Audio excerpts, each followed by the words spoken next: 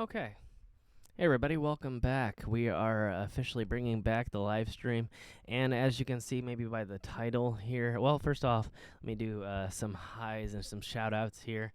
I got to pop out my chat. I apologize. I was pretty much completely unprepared for this, but I just decided to go online and do this tonight. I almost thought about delaying it.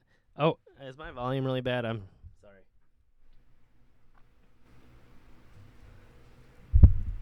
I don't know why there's a difference. It looks cool in OBS, but then it's like my audio box hates it, my M box. All right, hold on. I gotta.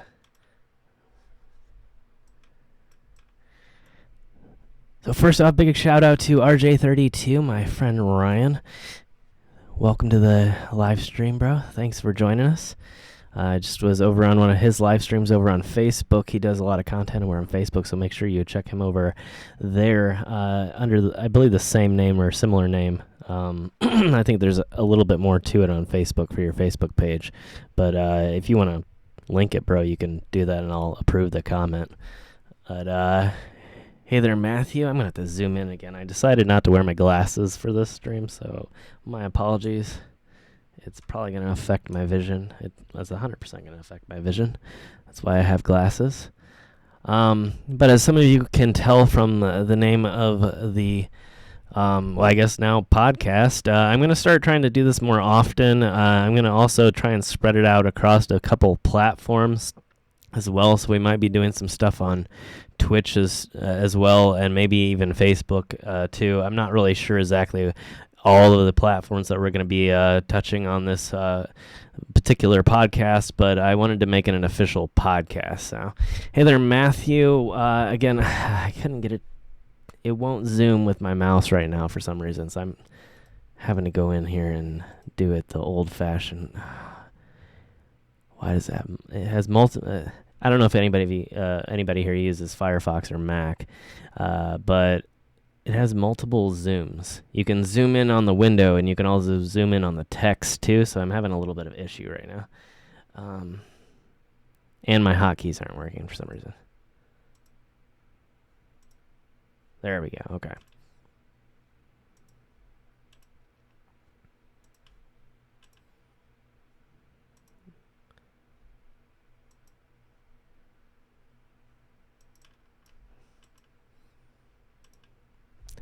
Okay.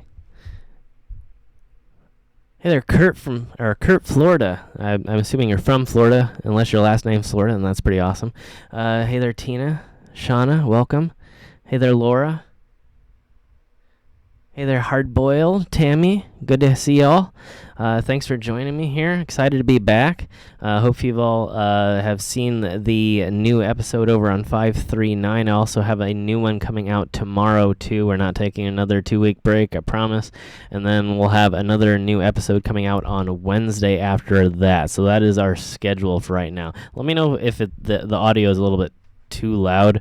My M audio is hating me right now. It's like there's no volume whatsoever till you get to the very top. It's a great company, but like at the same time, for this particular device, it's like there's no volume all the way up to the very top, and then like you have this very limited space between you can hear me and it's way overblown. So unfortunately, sometimes I've noticed going back and watching the old live streams just to make sure that the quality is okay, which occasionally I actually do. Sometimes it sounds like the, like when you have a blown speaker in a car. That's to me what it sounds like. So I'm trying to keep a fairly high quality of audio here. So, good. Looks like a few people are saying the audio is good. So, okay, I do have my phone here. Good. So, I didn't really do a whole lot of planning before this particular episode. I just kind of wanted to try it out, see what people thought. Again, as you can tell from the title, it is going to be a alternative culture podcast. I really haven't seen. I've seen a few things that were similar on YouTube and other platforms, but at the same time, I haven't seen anything that's really. A lot of it's geared towards the individual like a music podcast, a tattoo podcast, a lot of things like that are very narrow ended. And as I've always said on this on this channel in particular, I've been kind of an advocate of alternative culture in general, and music culture, and I think there's something very valuable about it, and something that's it's more than the sum of its own parts. It's more than just music. It's more than just tattoos. It's more than body modification in general, and it means a lot to a lot of people. And it's just like, you hear stories all the time about how music saved somebody's life, or some one particular band helped somebody through a really hard time, or somebody gets a tattoo to commemorate a loved one, whether living or past. But at the same time, it means so much to our lives, and especially to those of us who live in this particular type of culture. I for one, I've worked in it. I've lived it. I've gone to the concerts. I've been the rock and roll photographer. I've lived that life, and I think it's important to talk about it, and I wanted to start some sort of content that could get me in that direction too, and not just do the travel side of things. And even the travel side of things very lately has become sort of narrow. It's been a lot of graveyards, which it's not necessarily bad. I do enjoy going to the old places like that, and seeing the history in places like that. But I think I've sort of gotten labeled as the graveyard explorer, and really it is an adventure. And I know I'm sort of repeating myself because I've said this on this channel quite a few times, but it is an adventure travel series, and I want to keep it that way. Hey there, Jeh. Or if I don't know if I'm saying that right. I always say that, I think, every time you come in here, so my apologies. So yeah, and my goals in terms of this is not necessarily just to talk about it. I want to turn it into a real podcast, something where we can have other people come on and talk about the things that they do, maybe tattoo artists, maybe musicians, maybe local acts, things like that. Or anything surrounding. Let's see here. Okay, yeah, absolutely, hard boil. Yeah, so you are another person that has lived that sort of lifestyle, at least professionally, and I'm sure, and probably in your private life as well. There's a very important part that especially local DJs play in that whole culture. It very much defines in many ways the alternative culture of each individual city is the quality, as well as the many other factors, but the local media scene, and very specifically the radio scene. I don't know that I know in some bigger cities they do have local broadcasting stations, television stations that are music related, so I can't say that it never happens, but I think it's far more prevalent in radio. Hey there, ST Nuke.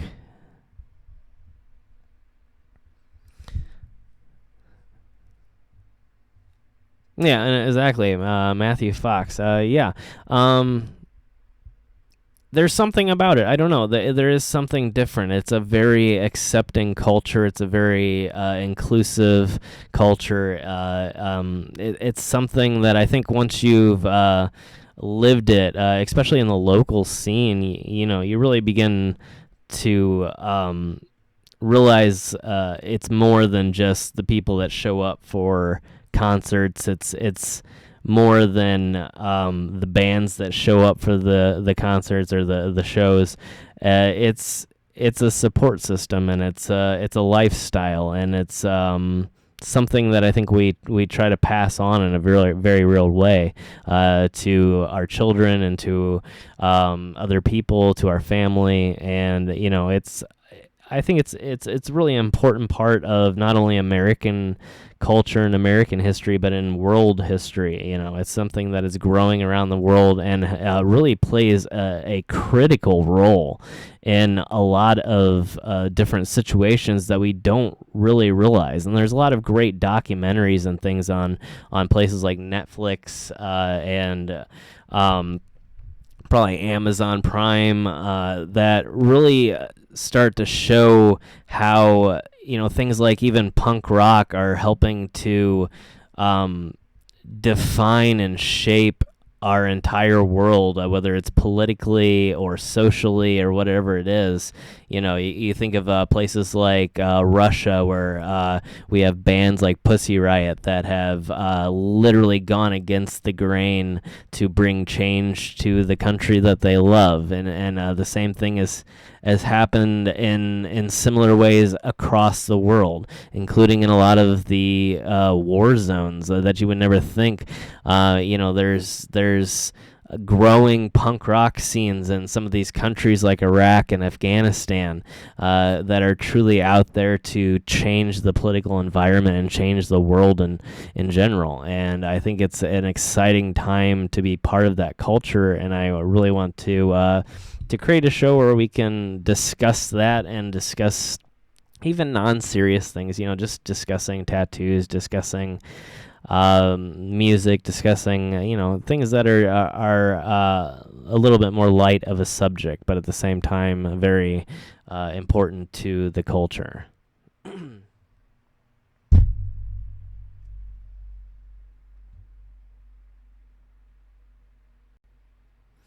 Thanks, Laura. Yeah, I appreciate that. Yeah, it's good to be back. Been having fun getting out on the road again and starting to film, and getting a lot of got a lot of work done in the background, and I think you guys are going to really enjoy what's coming up here.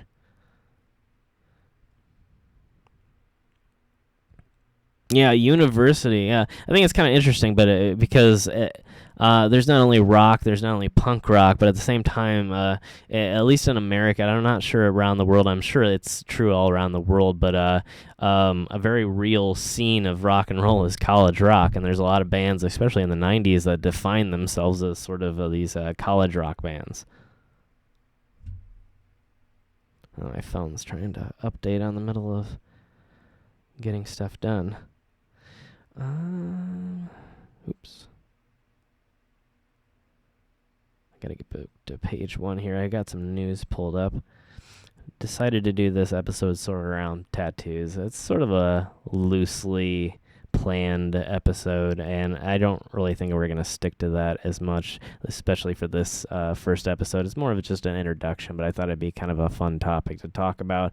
And I did find a few interesting things in the news regarding tattoos today, so I thought that'd be a fun one to get into.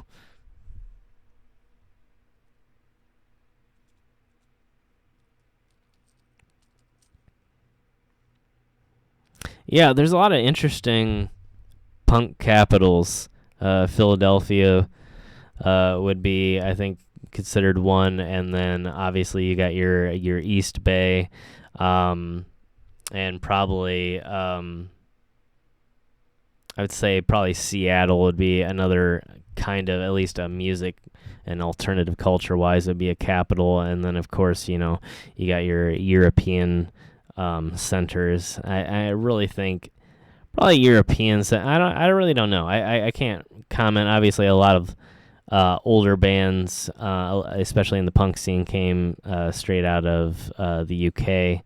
But I think there's a lot of great scenes all around the world right now, and so I don't really want to speak for everybody without doing a little bit more research. I've obviously watched a lot of stuff over time, but things change and things pop up all the time, so I don't want to be too definitive in my descriptions tonight.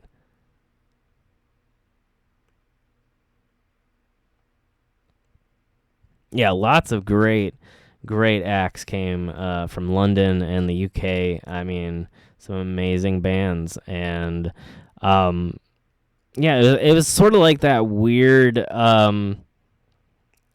sort of the East Coast versus West Coast with the rap scene in the 90s, and I think that's sort of dying out these days. I don't think that really exists anymore, but at the same time, that sort of existed in punk before it existed in rap, and it was that idea of the UK versus the American punk bands, and who was better, who was really punk. There's a lot of arguments about that back in the day, and I think we've grown up a lot in the music scene, and I think that's a good thing.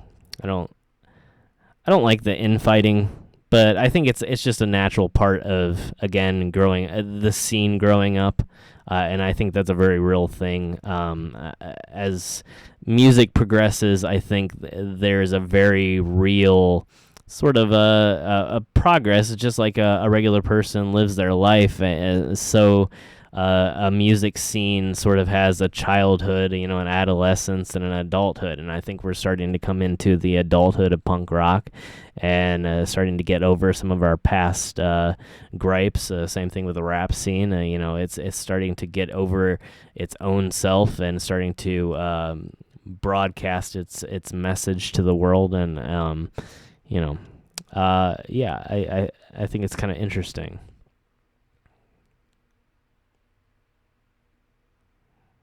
Yeah, and I would really love to get into some of the other countries and their specific centers of punk culture, and their take on it in general. Canada would be a really interesting one, and there's been a lot of great bands that have come from Canada, and so that would be a great thing to talk about too.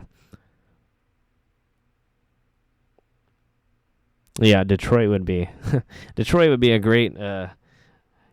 Lots of good punk comes from places that have had a rough past, and Detroit is definitely one that has seen anything from, the very high times of the automotive industry to, the complete and utter fallout. And I've been to areas of Detroit that are almost completely abandoned, and it's crazy to see everything that city has seen, and that type of history definitely creates some really good music. It's kind of weird. It's sad to say in a lot of ways, but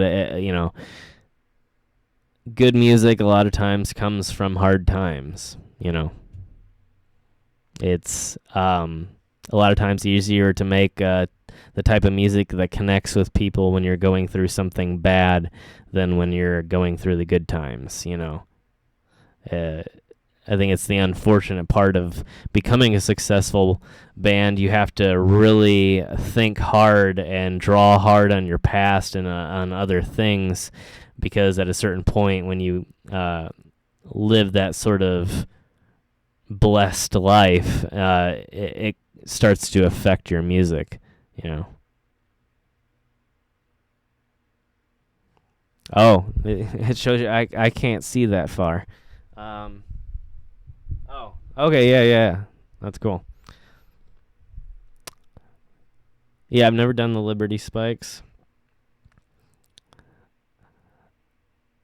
I've heard nightmare stories about getting different lengths to stand up. I've seen some people with some really big mohawks that have said they use Elmer's glue even.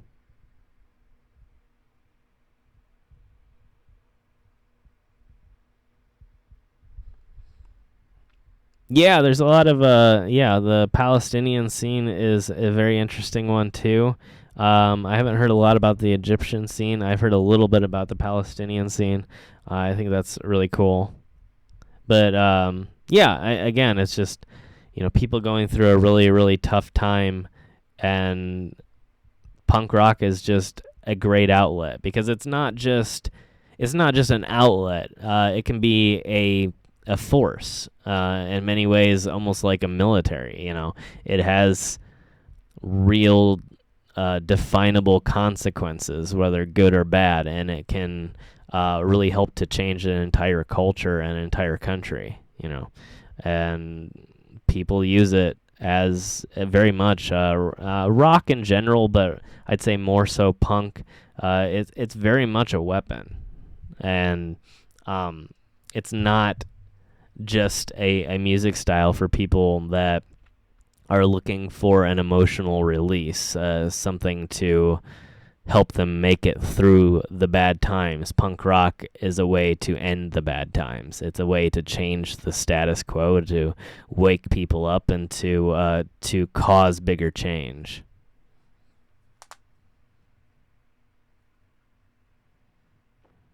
I've never heard of eggs before. That's interesting. It makes sense, but I've never actually heard of anybody doing that. But then again, I haven't really known a lot of people to do the taller hairstyle, so maybe that's the case for me.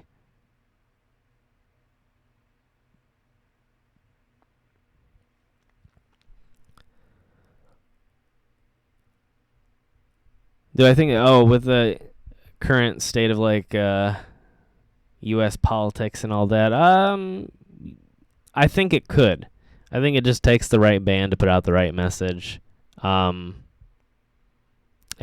happens a lot, but I don't know. I'm trying to think of anything really big that has been released recently. I haven't seen anything that's shown any signs of it myself. I will admit I haven't been probably studying as much as I should have. Obviously, I've been spending a lot of time focusing on what I'm doing on 539, and so obviously I could miss something, so I really don't know. But I think it's definitely a potential if the right band comes out with the right message, for sure. I think it's definitely ripe timing, for sure.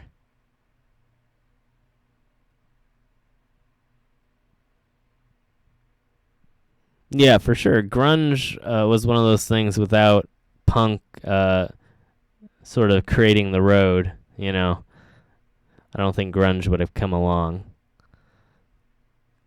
I think many genres sort of owe their existence to punk rock in general. I think the explosion of punk in the 90s, led to things like, obviously grunge, ska, all kinds of different, emo, hardcore, things like that even.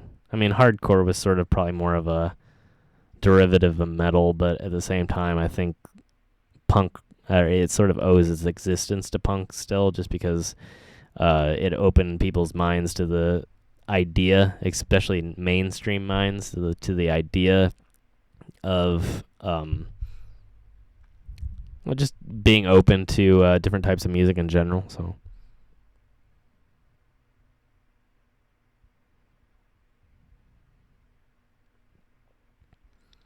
Yeah, nothing so far mainstream over here anyway. I see more so in other countries right now. But I'm sure there's some really great local stuff that just doesn't get the exposure that it's really due. I think that's the unfortunate part, is that most of America is only tuned into the mainstream, and I think especially mediums like YouTube are really starting to change that idea. But at the same time, you don't see anything trending on YouTube at the moment either. It's mostly just business as usual, just not that there's anything wrong with that. Obviously, music's music, art's art. I think people should create what they want to create, but at the same time, it's definitely, it doesn't seem yet to have had its sort of natural cycle where, the climate occurs and then the reaction is to release artwork and art. I guess I can't say the same with art. There's definitely been some recourse with different. Whoops, excuse me, knocked a can over there.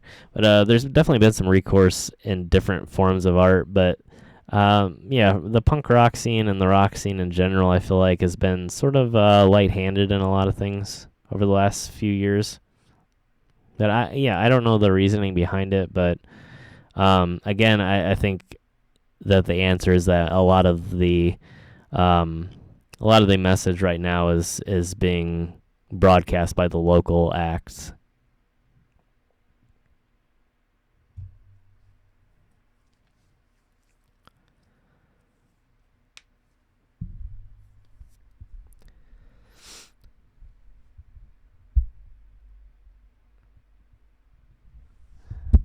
Yeah, I mean, in general, I think it's important just to have more artists that are in tune with that sort of message and that sort of environment.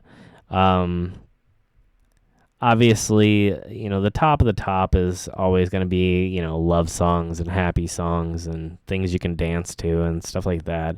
But, to understand that music does play a bigger role than just that is important as well.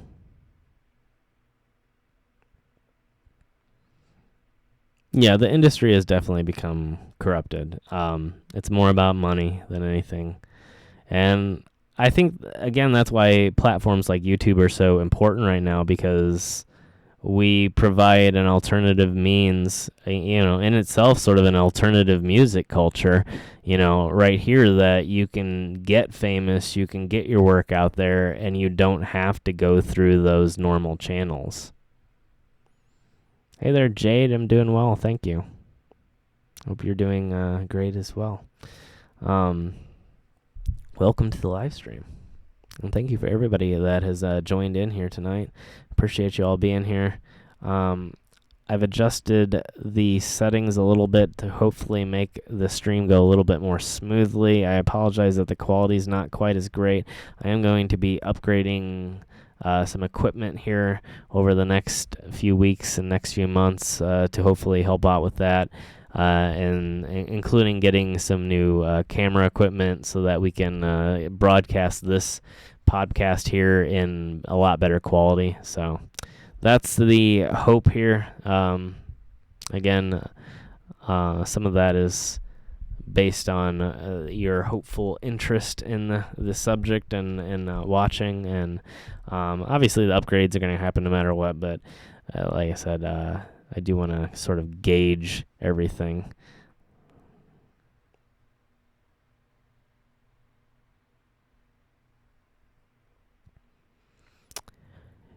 Yeah, the unfortunate part is music contracts just aren't that great. That's, I think, what people think when they sign a contract. It's like instantly being a millionaire.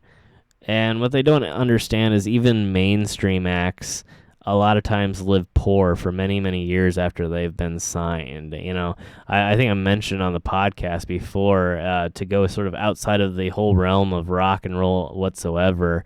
The Backstreet Boys were a successful, immensely successful, and obviously all of them are probably millionaires now. But for years they lived together in like a very small apartment.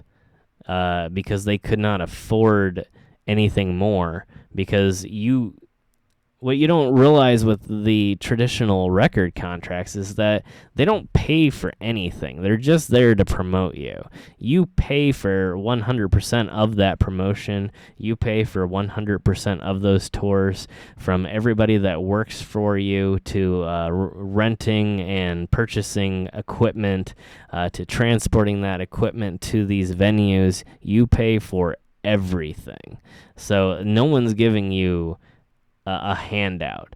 They're just there to make money off of you, and they're there to help promote you.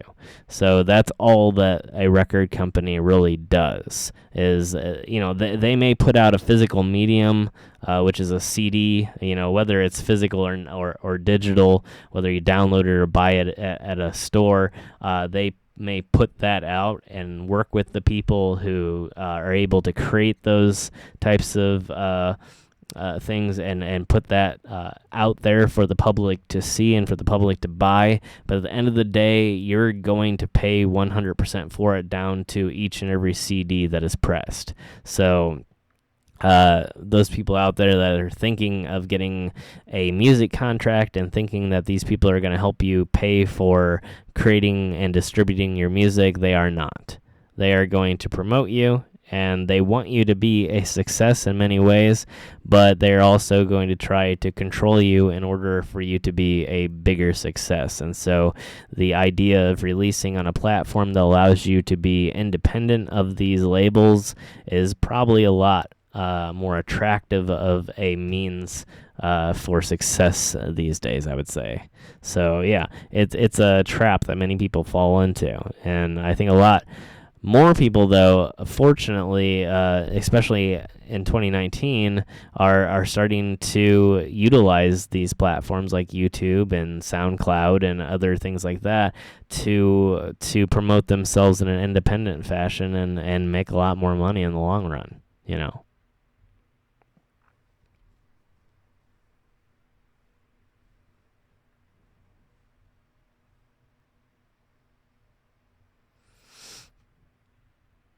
Yeah, well, I think the music industry is probably never going to change until it sort of dies off completely, and well, not maybe not completely.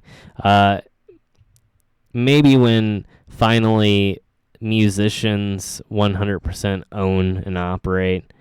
So a lot of independent record labels are like that now. They're pretty much run and operated by the musicians that are promoted by the label. So it's sort of musicians for musicians. A lot of rap labels are like that. I'm not saying that every one of them is great, but it's probably a step in the right direction. And yeah, other than that, I mean, again, yeah, it's just a highly corrupted business that's more about creating hits than it is about creating music. It's about creating whatever the most amount of people are going to want to buy, and that's not necessarily a bad thing, but at the same time, it it can really have an effect on the individual artist's message. And I think that's where a lot of artists are drawing the line, because it's like, you know, at a certain point, it's not your music anymore. It's not your message. It's not what you're putting out. It's just what the industry wants you to put out. It's, you know, them wanting to put out what's popular, what's trending. And yeah, I think a lot of people are getting sick of it.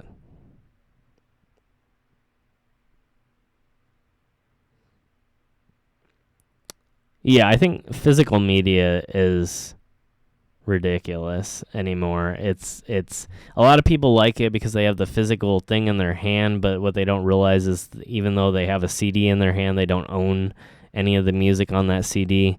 And I think that's a lot of the argument that, well, if I buy the CD, then I own it. Well, you don't own it, and technically they could take away that right at any moment in time. And so yeah, it's sort of just this deceptive. I don't know. I don't know what you call it. It's just, again, it just feels more real to some people, and it's unfortunate because it's just not really the case legally. And really, the best bet is really the digital format, not only for distribution, but also, you know, you don't have to worry about things like scratching a CD or losing it or giving it to somebody and they never give it back to you. You know, there's just so many benefits that I just don't think that the physical medium is really necessary at all anymore.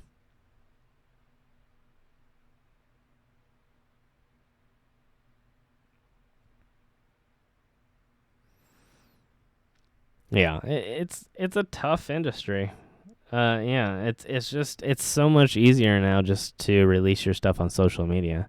Hey there, Emmy. Thanks for coming. Glad to see you here.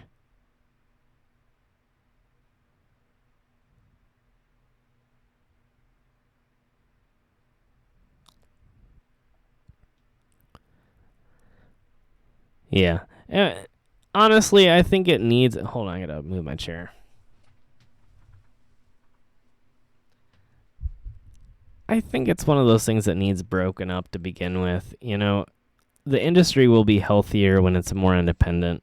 And I think the more and more that artists control their own sound, their own music, and their own business, and it's not that they have to do everything. You know, you can get, it's like YouTube. You know, once you get so big, you can get your own team of people. You know, you can get people that are there to support you, there to help you, you know, there to do the technical stuff that you don't maybe know how to do as well as a, you know, college educated professional. You can build that. And I think that's just what people need to realize. It's so much healthier to go the independent way. And it's so important that more and more people do that, because that sends a message to the industry and also creates a healthier overall. I mean, a healthier industry overall. Hey there, Trixie.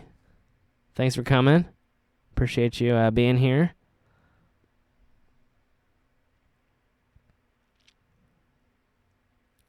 Yeah. Well, and that's the cool thing about like things like YouTube is because it gives you that extra revenue stream because music is popular on YouTube. So all of a sudden, you're not just trying to be a salesperson and trying to sell all this merchandise. Now you can not only sell merchandise and not only sell tickets to live shows that you're essentially keeping a lot more of the profit from, aside from whatever you have to split with the venue, but at the same time then you can use your live videos, you can use your music videos, you can use lyric videos and things like that and monetize that with ads, and so create that extra revenue stream that you need to not need the industry anymore. And so again, it just creates this amazing new level of small business that you can create for yourself and be a worldwide entertainer instead of just forever a local act. What's new? This whole live stream is kind of new. We're trying something new here with the Alternative Culture podcast that we're going to be doing and trying here, at least on a weekly basis. For right now, I'm going to be trying to do it on a multi-weekly basis, I guess, here starting soon, including doing it across multiple platforms. I might try to do like a dual stream here in a little bit. I don't know how long we've been going. Oh, wow. We're on 40 minutes now. Hey there, Ian. Good to see you. Thanks for coming. Hey there, Kenneth. Good to have you here.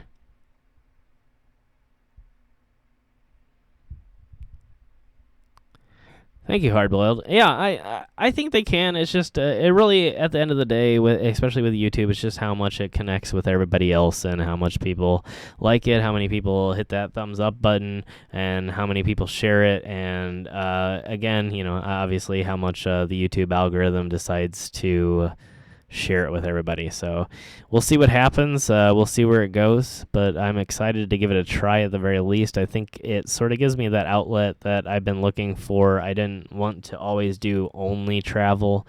Obviously, I wanted to do stuff just like this as well as releasing my own music at some point. So yeah, it's a step in the right direction. Hey there, Molly. Good to have you here. Thanks for joining us tonight. I'm glad that you were able to come by for the first episode here of the new podcast. But yeah, I just decided to call it the Mystery Podcast. I was going to call it an actual podcast name, but just keep it the Mystery Channel. But I just kind of like the name, and I wanted to utilize it a little bit more. So I just figured we'd just call it that, and then maybe once I go to actually release actual music, I'll start a brand new channel.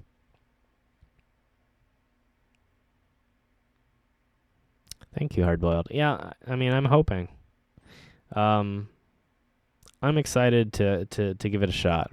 I've definitely had a few trepidations with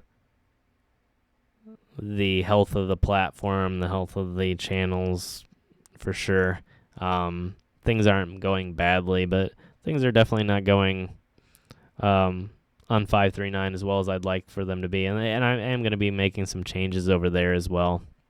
I'd like to start releasing some different types of videos. As you probably have seen recently, I've started to kind of add in a little bit more travel, a little bit more of the drive, show a little bit of the environment around these places. And so I'd like to start broadening the range of the content. It's still going to be an adventure travel series and still going to have those same locations that you guys love to watch, but at the same time I'd like to maybe even release longer videos where we visit multiple locations in different states and have different types of traveling. It'll obviously always be sort of surrounding that idea of adventure travel. It's never going to be just a normal travel show, and I can guarantee that because I don't really enjoy that sort of tourist type travel. I'm not really into that. I like going to out of the way things. I like going to things that a lot of people don't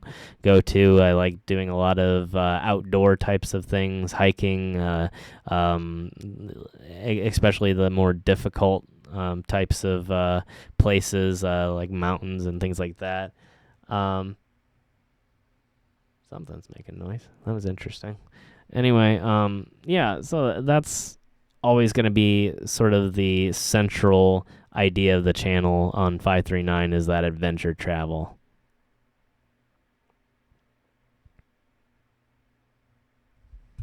How many downloads am I? How many episodes a week? At the moment, we're probably going to stick around 3 at this point. What I was finding, for some reason, it's kind of a weird thing on YouTube because, some channels can post daily. Some channels can get away with even posting multiple videos in a single day. And then some channels like mine just really don't benefit at all from posting a bunch of videos. I don't know what it is. I can't explain it to you. I don't know if it's probably partially the algorithm. It's probably partially a lot of different things.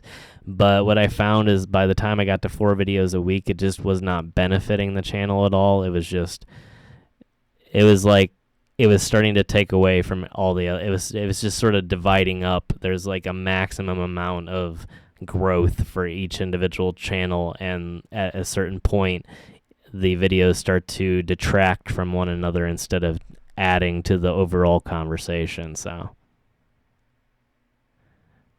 thank you again, Hardboiled. I appreciate that and your confidence. I really do. That means a lot. And I mean, to my whole audience, the positivity that we have grown over the years in the 539 and mystery audience is, so far above what many channels are. There's just so much drama and hate out there, and it really has yet to have a big impact on the channel. And I don't know why that is, but almost everybody, like I've said before, probably 99% of the comments, like if I go through 100 comments, I might find 1 or 2 that are negative, and most of them are about my looks, which is funny because I just don't care about that. But it's very little negative comments. Especially for the amount of view, even for a small channel, I have a pretty decent amount of overall views on the channel as compared to a lot of other channels that are maybe even bigger than I am. So the fact that I still have that many positive comments is pretty crazy. The fact that the hate level is not that much higher is almost impossible. And I don't know what it is. Maybe it's because I just ignore people. I don't respond to hate. I don't, if somebody sends me a comment like that, I figure that I don't owe them anything, so I don't respond to them. So I don't know if that maybe added to that and makes it that much less likely that people even want to say the stuff. I don't know. But for whatever reason, it's just been an incredibly positive journey, which at the same time makes it almost so much more frustrating when the channel's not doing as well as I think it should, because it's like, to me, I'm looking at YouTube and the algorithm, like, how do you not see all these positive comments and all these thumbs up, and yet still, you don't promote my videos, on search results, so it is kind of frustrating at the same time, but like, I can't thank you all enough for creating that environment for me.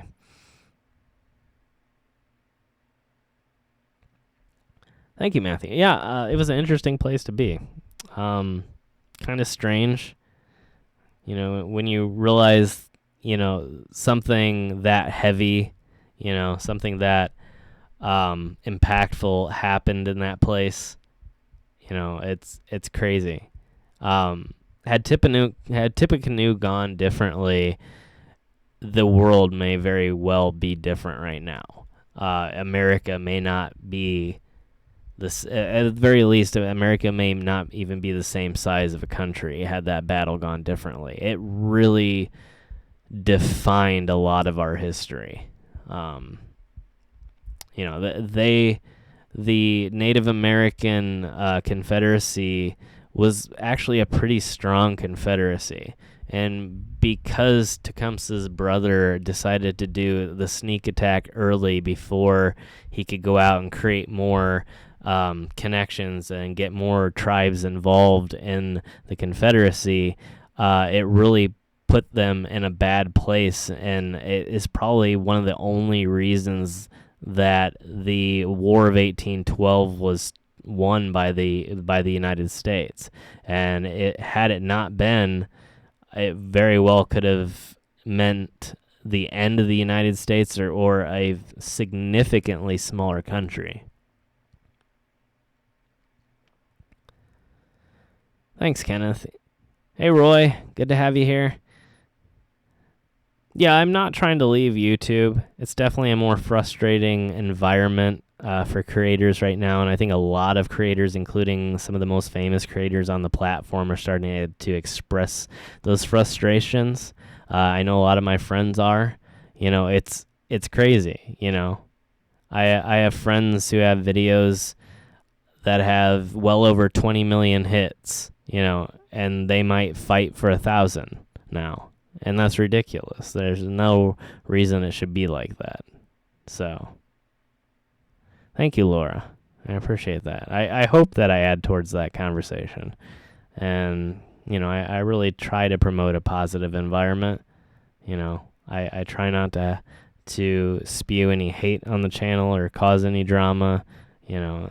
People can work with me or people cannot work with me. I like to make friends with other YouTubers, but at the same time, if I'm not going to create drama. I'm not going to be that person to put people on blast for whatever reason, or put videos out there that are calling people out or whatever. So maybe that does add towards something, and I hope that it does.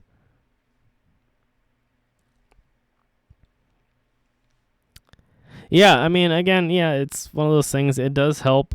Anytime you hit that thumbs up button, it does add something towards the algorithm. I don't know 100% how much, but it helps YouTube to realize what's liked by your very own audience, and that's at least a start. Hey there, Kat. Welcome. Good to have you here. Thanks for joining us. But yeah, I'm kind of getting away from a lot of the topic here and starting to talk about 539, which, again, if you haven't seen the main channel, if for some reason you're here first and this is the first time you've ever seen me at all, then make sure to check out the primary channel, which is 539 Productions, and slightly bigger channel that I've been working on for a little bit longer than I have this channel. But I do appreciate everybody being here. But I thought we'd talk about some tattoo news. There is some weird stuff in the news. Not necessarily weird, but some interesting things have been happening, I guess, over the last few days in tattoo news. I'm trying to pull up an image here. There was a music artist. Obviously, most people know Miley Cyrus, who apparently got a neck tattoo, and I was trying to look at that.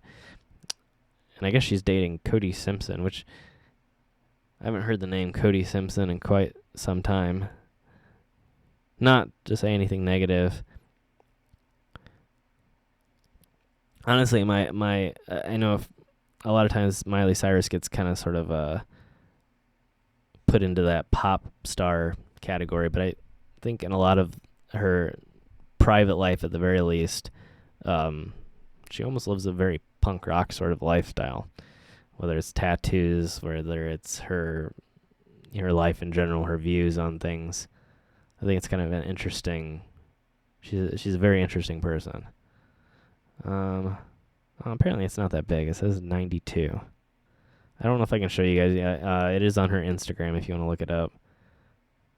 I'm trying to find. I thought she got a matching tattoo.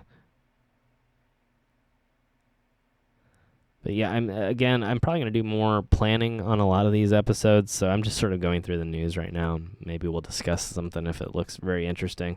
But yeah. So apparently Miley Cyrus got a neck tattoo. The more props to her. She got a tattoo in a place that's pretty painful. I've heard. I've never actually done a neck tattoo myself, but I've had some fairly painful tattoos, and I've heard that the neck is right up there. So that's pretty awesome, pretty badass. Hey there, Laura. Welcome to the live stream. Thanks for joining us. Maybe I'm reading it wrong. I thought she got it with Cody and that he got one too. Maybe I'm looking at the wrong article. Oh, wow.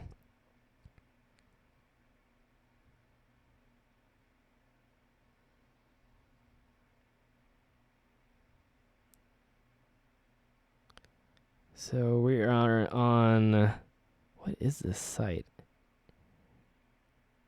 HNHH News. Apparently, the star of Jackass Steve-O tattooed Tekashi 6ix9ine's face on his friend. Okay, I thought they said on his face. Wow.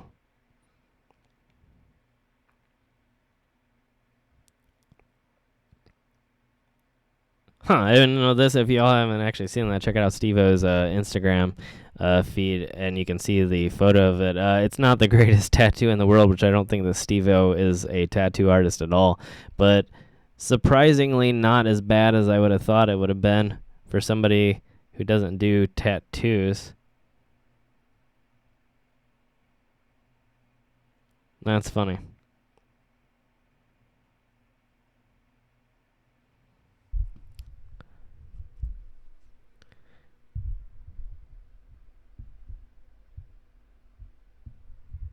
Hey there, welcome to the live stream. I'm not really sure how to pronounce your name. Sinovi, maybe? I'm not really sure. I apologize if I'm saying that wrong.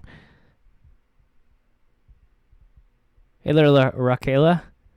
Good to have you. Thanks for joining us. Thank you guys for being here. I appreciate it. I'm going over some tattoo news right now. Yeah, so apparently Steve-O can give some decent tattoos, but I don't think I would be lining up. Although, I mean, it is Steve-O, so why not?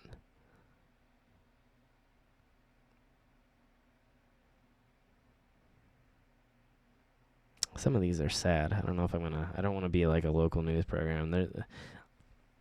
Obviously, there's been a few tattoo artists recently that have passed away, and so condolences to their family. I don't want to really get into all that type of stuff here. I don't know how I feel about all that.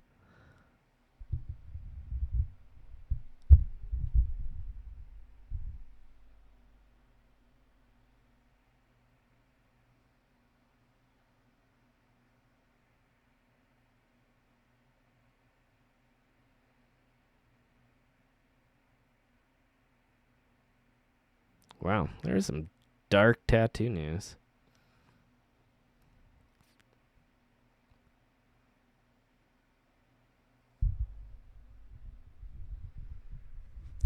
Hey there. Wow, I need to like zoom in more on this chat. Or I need to put my glasses on. Hold on here.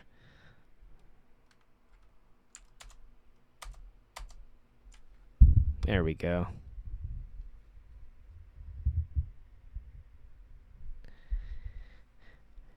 Hello to North Carolina. Wow.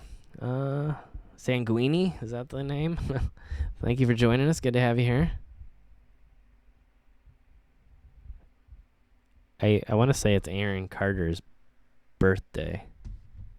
I think I swear it has something to do with her boyfriend. No, that wasn't. I think I'm mixing up two different stories. Some other celebrity got. Oh.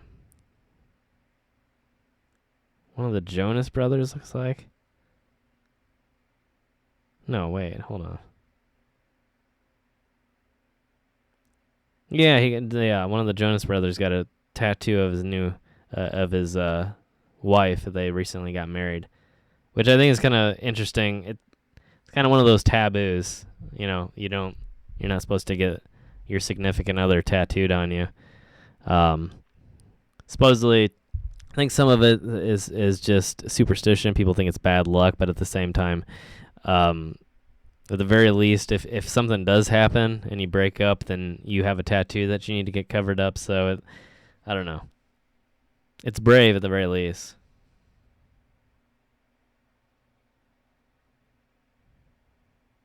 So, yeah, that's kind of interesting. I'm trying to see a photo of it. The photo I saw looked terrible. Oh, okay, never mind. It's very simple, but it looked different from the little thumbnail. It's like almost like a line tracing. That's just a very, very simple design. That's crazy. Yeah, I'm going to try and find ways to safely share some of this stuff with you guys in the future so that I can actually put it up here on the screen. Or I guess we're over this way. Probably put it up on the screen here like I've done in the past. I don't know. I think I can share news sites just due to the fact that even like news... wow, it doesn't want to... Sorry, I'm having technical issues here. Anyway, but I know news sites cross-report all the time, so I don't think it's a problem if I actually share the website. I don't know 100%. So I don't know. We'll have to see here. I'm going to do a little bit of research here, but I was getting a little bit too anxious to get on here and actually get things started, so I wanted to just hop on and at least doing an announcement and sort of explain things like we've done and do sort of a short episode. So I apologize. The planning will be better in the future. I have a lot of ideas in mind for different aspects of alternative culture that we're going to cover here, and I think it will be really, really interesting because there's so many aspects of alternative culture that we just don't even think of on a daily basis, and so many little groups that live in incredible, crazy lives that I think would be really cool to highlight here.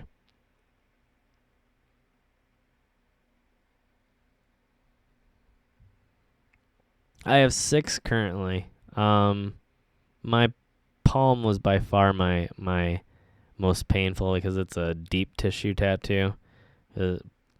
Hands are probably one of the more difficult. It's hands and the bottom of your feet are probably the worst because they come into contact with the environment the most. So you're constantly washing your hands, you're constantly picking things up, and so it really does a number on the tattoos. And so I had it done 3 times, and the first 2 times it would nearly disappear altogether. There would just be the faintest little line.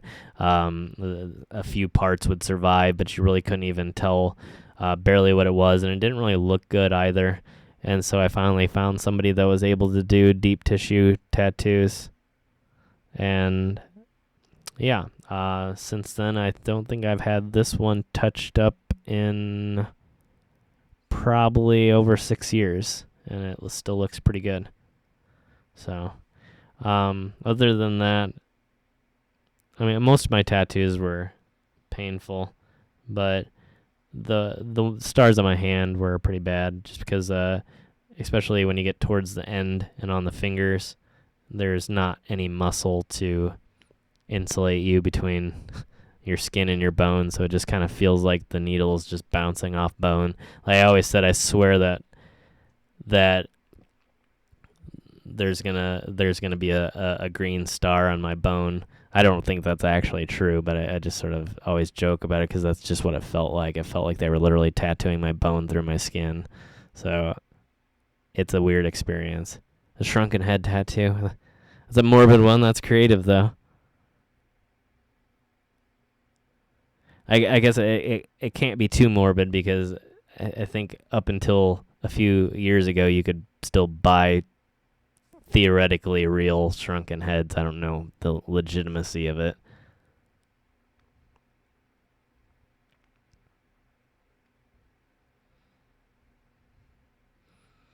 I've seen a lot more of the eye tattoos going around now too. I'm not really seeing any. Trying to find more interesting stories that we could actually discuss here.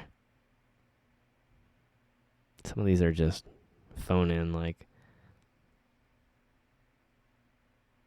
Oh, that's interesting.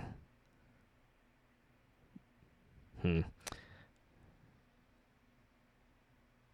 yeah, I have noticed a lot more of the eye tattoos recently. Kind of been interested in that. I just think I'm not sure it's at the right point in my life. I kind of have a weird fascination with getting the whites of my eyes tattooed, but like I don't think I would ever do anything shocking with it. I know some people have gone black. And I think it looks really cool. I will be honest, I like it, but like it's definitely shocking. Yeah, ankles are another one. Yeah, any place where sort of the bone protrudes and there's not as much fat or muscle.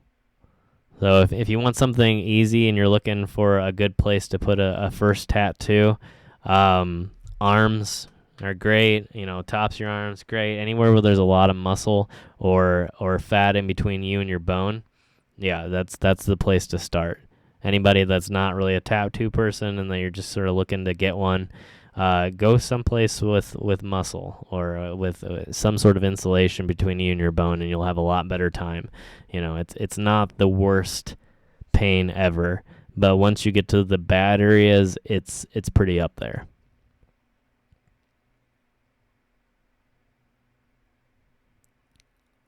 Yeah, I find I was actually a lot more morbid when I was younger as well. I think the older I get, the more I just don't want to think about it. So, but yeah, it's still interesting though. But yeah, it's definitely metal.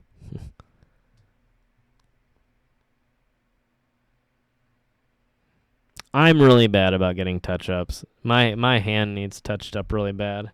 The red's really faded around my knuckles. But again, that's one of the worst parts is when they get to the knuckles. I mean, plus the top of the knuckle when it hits, it sort of vibrates your whole finger. So I mean, you can feel it everywhere. Yeah. I don't. I'll probably get it touched up within the next year or so. I want to go back in and get some more done. I have a tattoo on my left arm here. I want to get covered up here and get a little bit bigger of a piece done. So I'm probably going to go in and do that, and I'll probably include it. I have an old acquaintance who now owns a tattoo parlor in the area, so I may try and see if I can hook up a way to go in and do like a live stream where I get the tattoo done on the stream. I actually know a few other people that are tattoo artists. Some of them are out of state though, so it might be a little bit harder, but I would like to do that as well.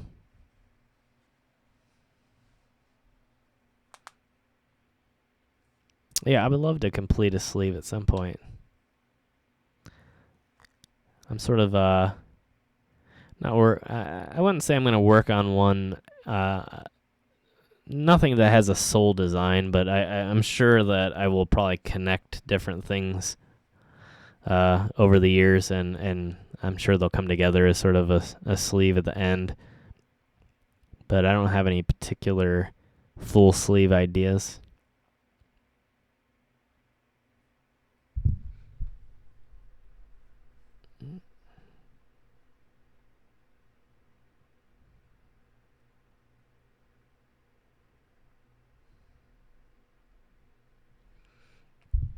Yeah, they are very addicting. I will say, for being one of the more painful of the addictions, I guess you could have, there really is something about it. Yeah, I'm always looking forward to going back in.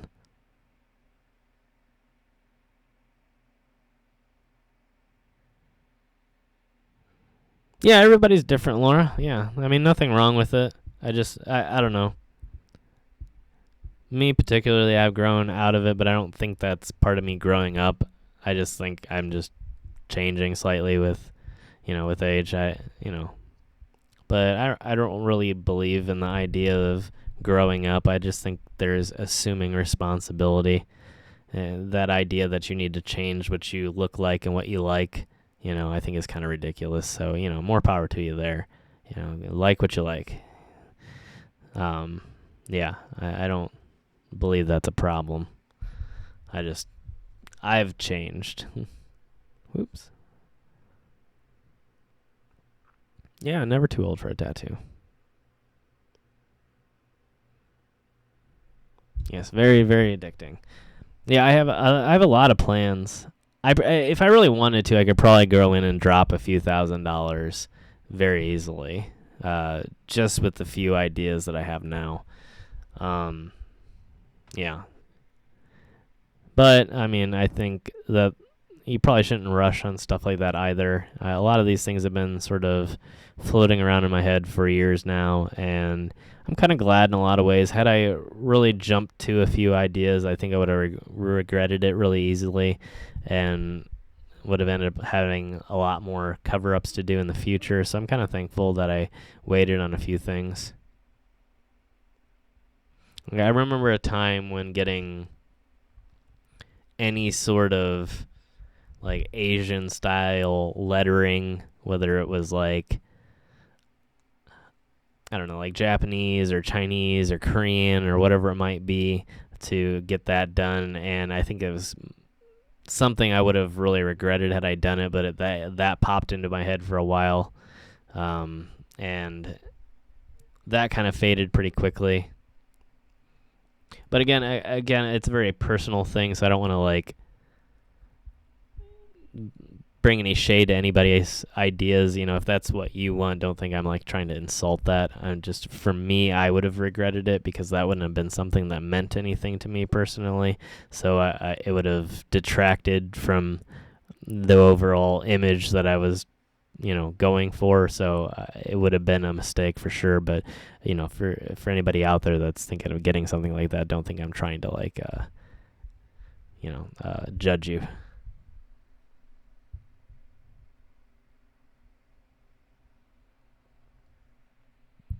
I have a goal of never growing up. I've always said that, I think growing up is, in some ways, growing up is giving up. I just figure there's so many people that have these ideas of what growing up means. I heard somebody on TV the other day talk about, people that had their ears stretched need to grow up. And I thought, you could have your ears stretched and be making $1 million a year. Who cares? Like, as long as you're not detracting from our overall conversation, as long as you're not bringing negativity in the world, as long as you're, assuming the responsibilities that you have in your life, then be you. Who cares? That's the craziest thing I see in like my comment section is the people that are like, you're having problems because you look weird. And it's like, it's 2019. Everybody looks how they want to look like, and if they don't, then they're not being true to themselves. So no one should be judging me for what I look like. They should just be judging me for what I'm doing. And the same with all of you guys. I don't judge people for how they look. I judge people for what they do, for their actions, for how they treat me, or how they treat other people. So don't grow up, just do what you got to do. And we need to again redefine what growing up means.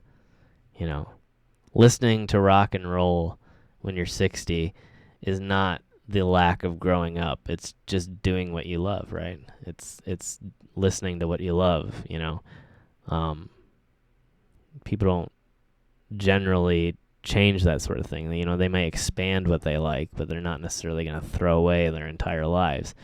And I think the people that do, a lot of times, there's nothing wrong with change and with changing your life. But at the same time, if you're not doing it in a way that's true to you, then what's the point? So, if you like something, don't stop it just because you think, you have to grow up.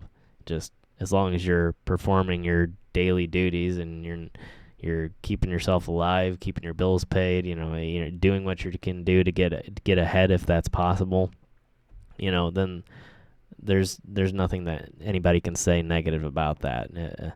And, I always thought to myself, like, would you rather have a brain surgeon that looked like a brain surgeon but really had no college education? Or would you rather have a dude or a girl or anybody, obviously, covered in tattoos and piercing, but had a PhD? And the answer is it's always the person with the PhD. It doesn't matter what they look like. They just need the skill to successfully do what they need to do. So if you're going to look for a person in a lab coat, you're probably going to end up in a bad situation as compared to just looking for the person with the most amount of talent. So, it's this idea that you can find an expert by the way that they look, and that's just it's a really antiquated idea. It's a really old-fashioned way of looking at things that isn't very efficient. It's convenient in a lot of ways, but convenience can be a really bad thing. Convenience really limits our idea to be open-minded and to learn. It's very convenient to say that the suspicious person is the dude walking around with the blue hair and tattoos. That's very convenient. But at the same time, I'm the guy with the camera, and the dude that is doing the bad stuff it looks completely different from me. So you're wasting your time because you're looking for me, and what you're missing is the real bad thing that's happening. So I'm example number one of don't look for the people that look like you think they're doing something wrong. Look for the people that are doing something wrong. If you're looking for a quick description of the people that are doing something wrong, you're just not going to find that. That's absolutely impossible. I know plenty of people without tattoos that'll do bad things, and I know plenty of people with tattoos that do amazing things. I always said to myself, I used to work at a grocery store many, many years ago, and I always laughed because people would have such negative feelings even back then towards people with tattoos and piercings. And the funny part was I always noticed something that whenever I offered charity items, donate $1 and you can sign your name and we'll put it up on the board. Donate this and we'll give you a coupon book. Almost every time, the people with the tattoos and the piercings would far more often be accepting and be willing to give out the charity than your average, like, I don't know, just your person that people would consider normal. Oftentimes it was like I had to wait for someone strange to actually be charitable, and it's not always the case, obviously, because I don't want to create a stereotype of what your average person, even though I don't believe in that idea of average, but like at the same time, I don't want to bring shame to people just because they're not different looking or not part of alternative culture. But at the same time, like that idea that is a indicator for anything is sort of ridiculous.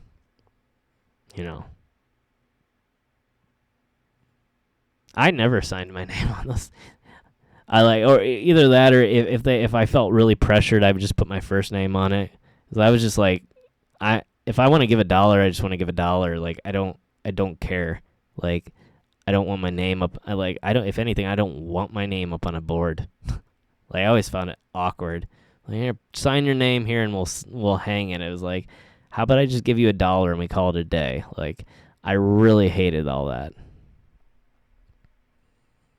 Yeah, it's completely for the wrong reasons. But, I mean, at the same time, I understand why they do it because a lot of people do need that extra push. For whatever reason, it is harder for a lot of people to sort of give that charity without some sort of, credit given to their name. Hot Topics. Hey, how you doing? Welcome. It's a very interesting and yet somehow poignant name to have in this particular podcast. Thanks for joining us, though. Thank you, Laura, for the hearts. But yeah, I don't ever sign my name on the other than, like I said, I'll do, if I feel really pressured, like in the moment, then I'll just put Matt and then just give it back to him. Well, thank you. I appreciate that. I was thinking about the old store. I'm sure. I'm pretty sure the last I checked, it's still obviously doing pretty well as a business, but I don't really go into Hot Topics as much as I used to. But occasionally I do hit it up if I want to get any type of band merch or stuff like that. So yeah, it just made me think of it. I don't know. Maybe that's why you went for the name. I have no idea. But yeah, that's what it made me think of right off the bat. But yeah, thanks for being here, though. Let me see here if I thought I found something I was gonna mention, but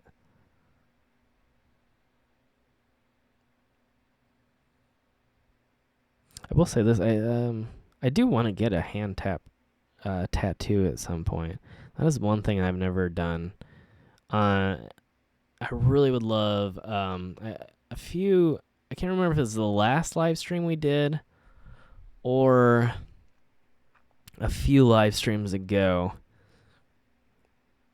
But hold on. Excuse me. I'm going to look this up before I say something that is semi-inaccurate.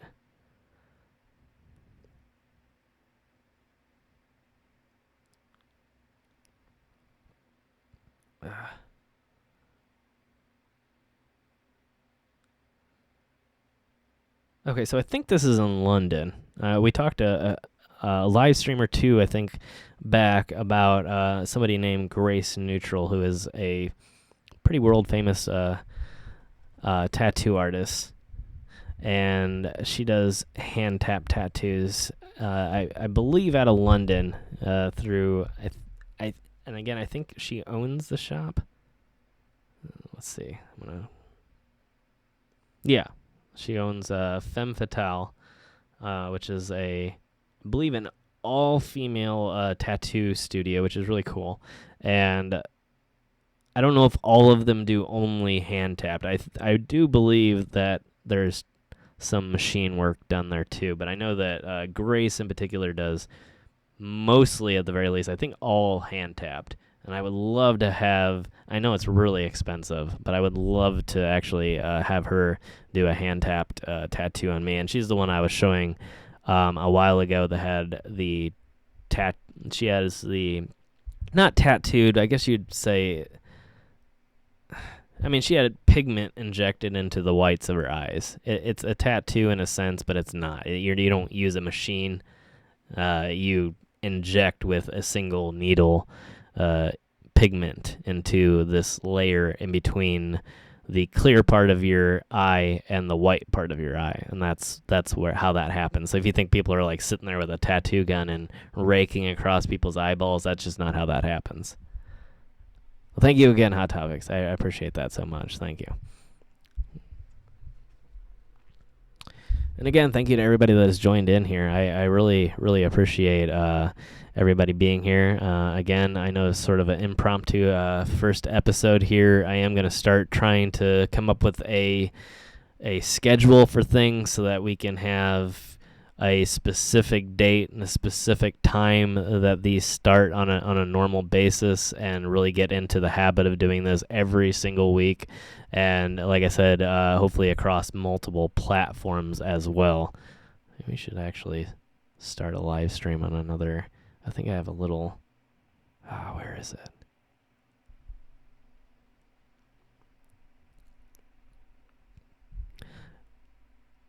Well, I don't know it's a lot of it still is underground.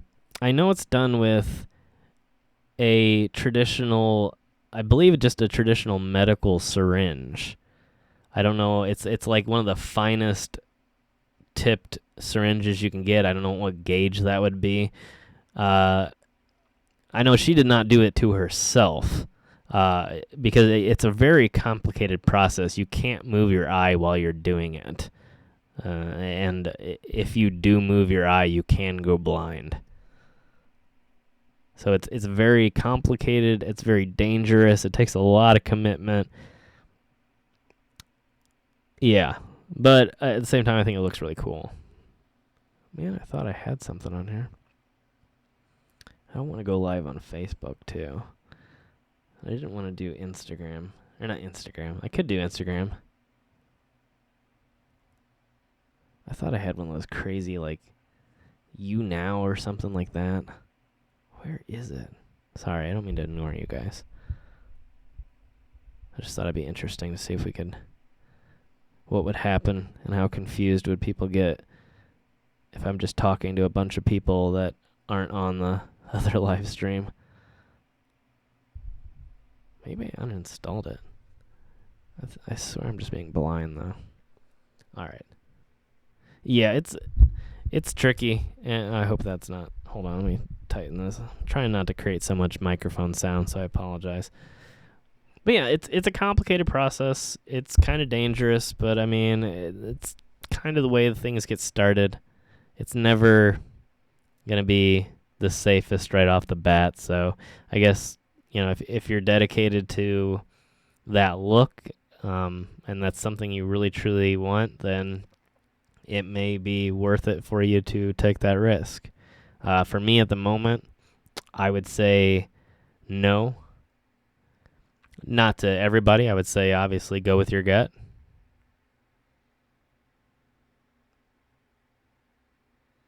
And yeah. All right. We're going to confuse a bunch of people. It was live.me, I think it is. I think I got that from Roman Atwood. Not literally. He doesn't know me. Although his friend does know me. Not from being in person, but I used to watch Dennis Rohde's live streams a lot, and so for whatever reason, he sort of got to know me. Like to access your... Well, that's the point. Upload a profile photo.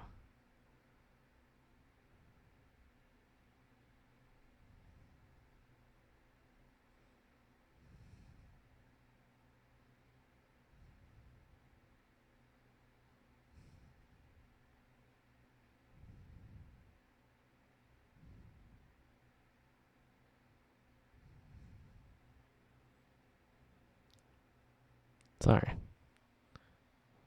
I will put music or lifestyle. I feel like music would be way more popular, but we'll say lifestyle because I feel like that's more accurate. Lifestyle. It gave me the hashtag lifestyle. What is this? I have no idea what I'm doing right now.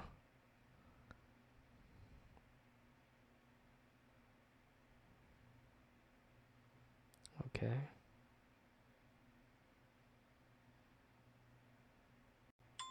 I hope this doesn't like destroy this live stream. If for some reason the quality starts going way down, let me know and I'll kill this other live stream.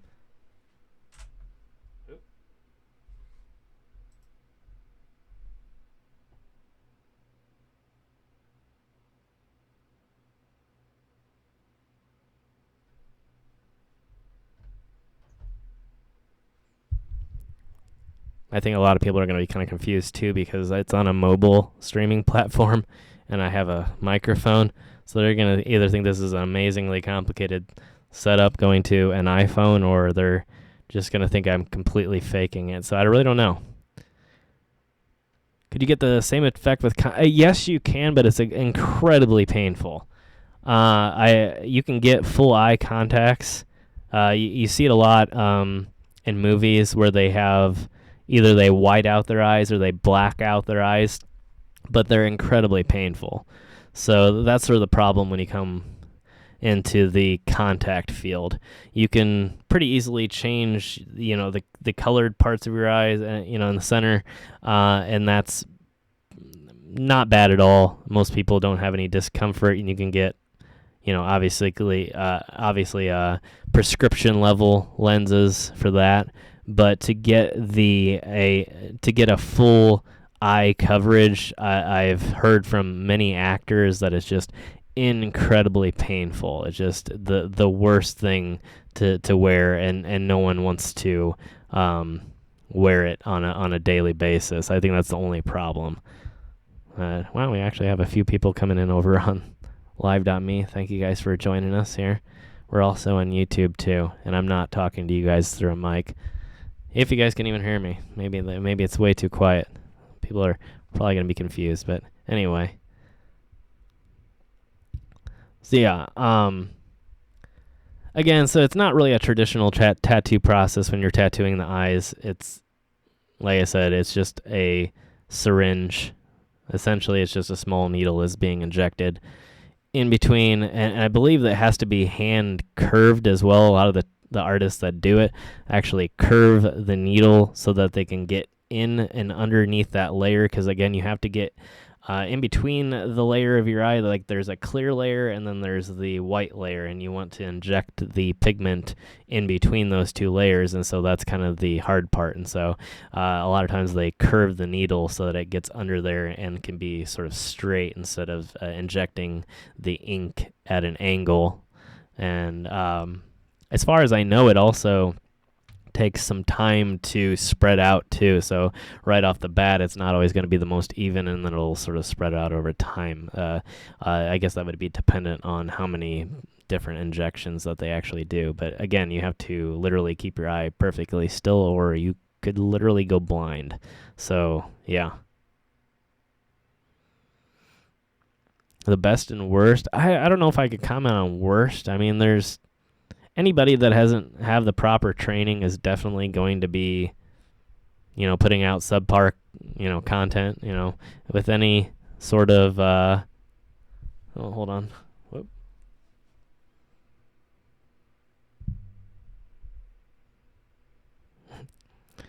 Hey there, Florida gang. No, I don't do follow backs. I'm sorry. It's actually not healthy for your channel. It'll really destroy your ratings on any social media, so I don't do any sort of follow back. So it's if you want to actually be successful, it will really hurt you. You're just going to get a bunch of people that don't watch your stuff. Not to say that I wouldn't. I'm just saying in general. Who's another broadcaster that you should check out? You should check out me on YouTube, 539 Productions. Oh, sorry. I dropped the other live stream. The best tattoos I've ever seen are just the strangest. So if anybody's confused, I am streaming on multiple platforms right now. So if in case you're wondering where I'm getting these questions from, I'm also streaming on YouTube at MIstory, MIstory. If you want to check out that channel, you can do so. Yeah. If you're on YouTube, just stick around here. I'm probably going to get banned or something for saying that. I don't know if I can tell people to go to another site, but, I love live.me too. But yeah, again, some of the best tattoos I just think are the most interesting. There's a lot of crazy ones around the world. Now they're starting to get into the textured type of tattoos where they're putting some sort of medium underneath your skin, or they're doing sort of a mix of scarification, and they're creating that texture that way. Or I think you can do like a layer of not necessarily ink, but you can sort of do like a liquid layer, I think, too. I'm not really sure on that one, though. So, yeah. All right, see, this is why I should wear my glasses.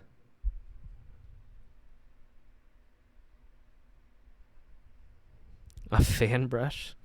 I don't know what that means, but I don't really brush my hair. Thank you, though. I appreciate the offer. But spiked is sort of my style.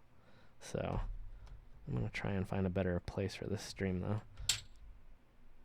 Oh. This is harder than I thought, especially with bad eyes. I was going to say being blind, but I felt like that.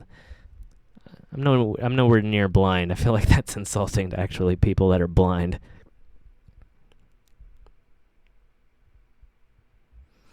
So thank you all. It looks like we got a decent amount of people across both platforms. Appreciate everybody for being here. Hopefully I'm not being too uninteresting tonight. I know, again, this is the first go around on the full length. Well, not full length. We've always done sort of full length live streams In fact, at only an hour and a half, we really are sort of on the short end of live streams at this point.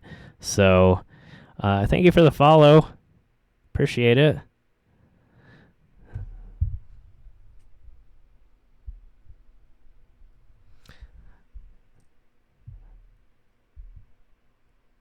Again, I don't really do follow for follows. I appreciate it. Thank you, though.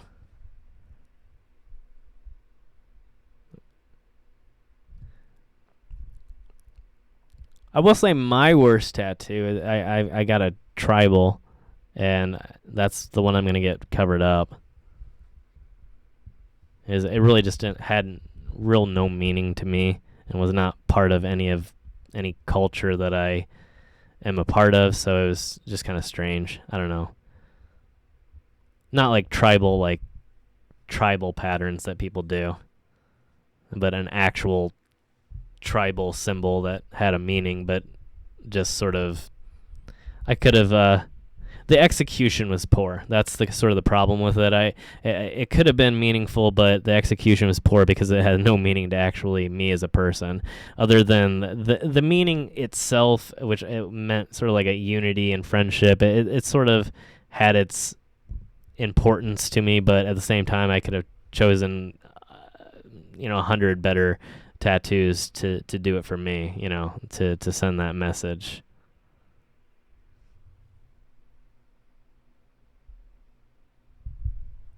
I don't know anything about Pikachu, so I couldn't tell you that. It's a very interesting question, though. Thank you. All I know is I have a lot of people, or that I've seen a lot of people talk about Charizard, so maybe that's the one to go with. I don't know. I do remember watching a lot of people play the Pokemon Go game, though. It was kind of weird. It was dangerous to drive in my local area for a while when that game first came out. Everybody was playing it, and everybody was playing it while they were driving. They were just constantly driving, trying to find different Pikachu or whatever, or Pokemon, I guess. Yeah. Sorry. So yeah,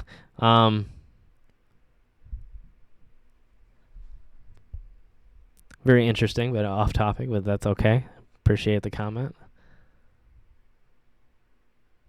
Maori tribal designs. I'm trying to think if I've seen any. I've seen a lot of tribal designs. I do love them. I think the problem with tribal designs, it's sort of a tricky navigation. It's like you can do it, but at the same time, it's like you sort of realize that it doesn't. It's more for their culture. That's sort of like my thing with it. Like if I went to the country and got the offer of it from somebody that did it traditionally, then 100% I'd do it right then and there. So that I think is okay.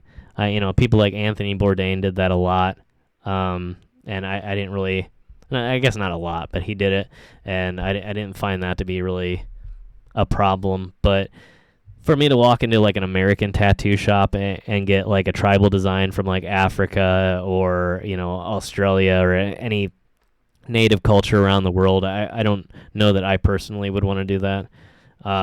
Obviously, I did, but that's gonna change here pretty soon when I get the cover up, and it's gonna be more of a sort of a fantasy tattoo after I'm done. Yeah, I probably do need my glasses, but I don't know if it would. The writing on the iPhone is just so small, so I don't know if it's gonna help me read comments over there or not. But yeah. Anybody that is joining over on live.me, thank you for joining the live stream. You can also check me out on YouTube at 539 Productions, or on this very live stream on YouTube at the MIstory channel, MIstory. We are currently live over there as well if you want to join in on that conversation. Thank you guys for being here wherever you are coming from. I apologize. I probably look high to the people on the iPhone because the YouTube camera. Oh, I guess no. probably when I'm looking at the iPhone, I look strange to the people on YouTube. I'm mixing up the levels of my cameras. I got cameras at all different angles right now. My tribal, it's below my Fitbit, this thing. I want to say it is, I think it's from the Maasai, who are like a warrior tribe, and which I guess arguably is, you could say it's kind of cool, but I don't know. It's like, I was just looking into it for meaning, and at the time, it seemed like an interesting way to inject meaning, but yet not just write it on my skin. And so it was one of those things I thought it was sort of a good idea, and it turned out to be less than a good idea because I never was quite satisfied with it. I've never had it touched up. I've never really done anything with it since I've done it, and it's going to be a lot better once I get it covered up anyway. And I have a really awesome idea. I'm actually going to get a pretty giant tattoo. I'm going to get a Kraken tattoo, which is basically a gigantic octopus, and I'm going to turn this into the head of the octopus, essentially, and then have the tentacles sort of wrapping around my arm. So I thought that'd be sort of a interesting way to turn it in from something with, I don't know, sort of a mistaken meaning into something kind of cool. And that's my idea. So I'm sort of looking for a good black and white artist right now because I want to do it all black. I guess it would just be, I don't know. They got called black and white for tattoos. It's sort of inaccurate, but I mean at the same time, it's all black ink. But yeah. So yeah, that's the idea. It's gonna be a pretty big one. I'm assuming I'm probably gonna end up by the time I'm done, even in the Midwest, I'll probably end up dropping over $1,000 to get it covered up and fully done. What am I getting on here?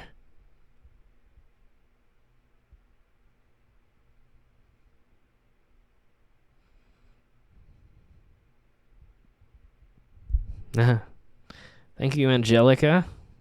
Angelica Smiles. Isn't that from... Angelica just reminds me of, Rugrats, which I loved as a kid. But I swear there was something on there called Angelica Smiles. Like, I don't... Maybe I'm just making that up. I don't really know. But thank you. I appreciate that. Road trip to Denver for new ink. I was in Denver last year. I do love Denver. I don't know any tattoo artists in Denver.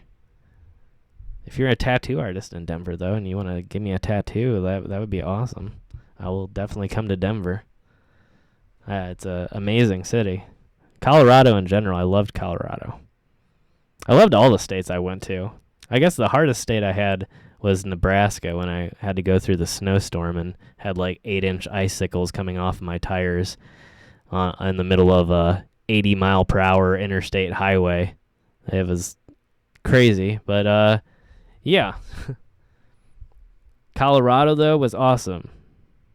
The only thing I didn't like about Colorado was when you go downhill on the mountains. I've gone through the Appalachians many times, and yeah, that's a whole different animal. Like when you're on Colorado or in the Rockies and you're going downhill, it's like you're fighting not to go 90 miles per hour. Like it's terrible. Like, and they have the cops, which they're clocking for safety, I understand. So it's like I appreciate them being there, but at the same time, like it's like, please don't pull me over. I'm trying my hardest to not go 90, but I'm pretty much having to slam on the brakes to not go 90.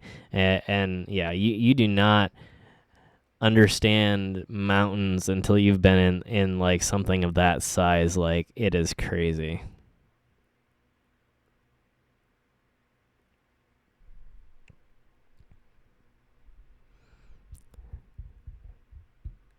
Benjamin Premier, hey, thank you so much. Appreciate that. Yeah, I just got the hair done a couple days ago, right before I went out on the road to travel for the recent 539 episode and for the episode that's going to be coming out tomorrow.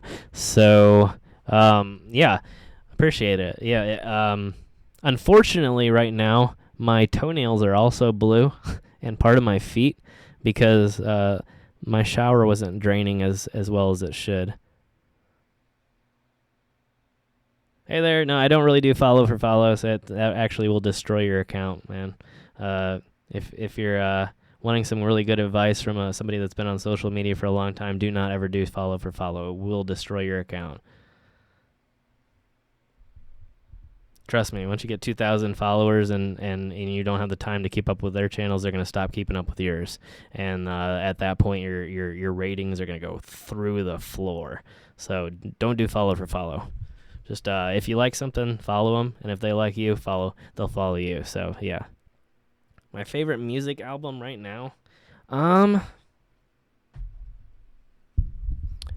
for being like a rock and alternative, I guess it is kind of alternative. I did purchase. I swear I'm gonna get lambasted for saying something so mainstream, but I downloaded the recent Billie Eilish album, and that was pretty cool. But before that, I'm trying to think. I don't know. I just like really off the beaten path. Like I like a lot of side projects. I like Foxborough Hot Tubs, Pinhead Gunpowder. Those are both actually Green Day signed projects, but they're like really kind of out there. Pinhead Gunpowder is sort of like a traditional, more 70s style, like punk rock type feel, and then Foxborough Hot Tubs is like sort of like almost like going back to like a Beatles-ish, not quite the Beatles, but like that type of era, like that old-fashioned just rock and roll for the sake of being rock and roll. And I think it was really, really interesting, and it has some amazing saxophone solos in it, and I really think that's amazing. I want saxophones to be, and they are sort of trending again, which is interesting, and I think they go so well with rock and roll and a lot of different types of music, and often are ignored so much. So other than that, I'm trying to think of anything recent. I don't know. I can't think of anything recently that's really popped. I don't know. I don't follow a lot of mainstream music, so I'm not always as up to date as I should be. I do obviously listen to the radio sometimes, and so I catch a few things here and there. But in terms of the rock side, yeah, I can't think of anything right now that's brand new. Let's see. Arctic Fox. No, this what's in my hair right now is Splat, I believe, which I don't normally use, but for the indigo, or I think it's indigo midnight blue or something like that, it works amazing. Like I said, it was so bad that when the dye hit the water, or the color hit the water, because there was standing water, it literally dyed anything that was in the water blue. And so yeah, like unfortunately I had some problems with my feet turning blue. Not terribly, it's not like horrible, but like at the same time it was really undesired. Hey there. Non-sane, welcome to the live stream. Again, we are dual streaming. To anybody that is catching me here on live.me, I am also streaming over on the MIstory channel over on YouTube.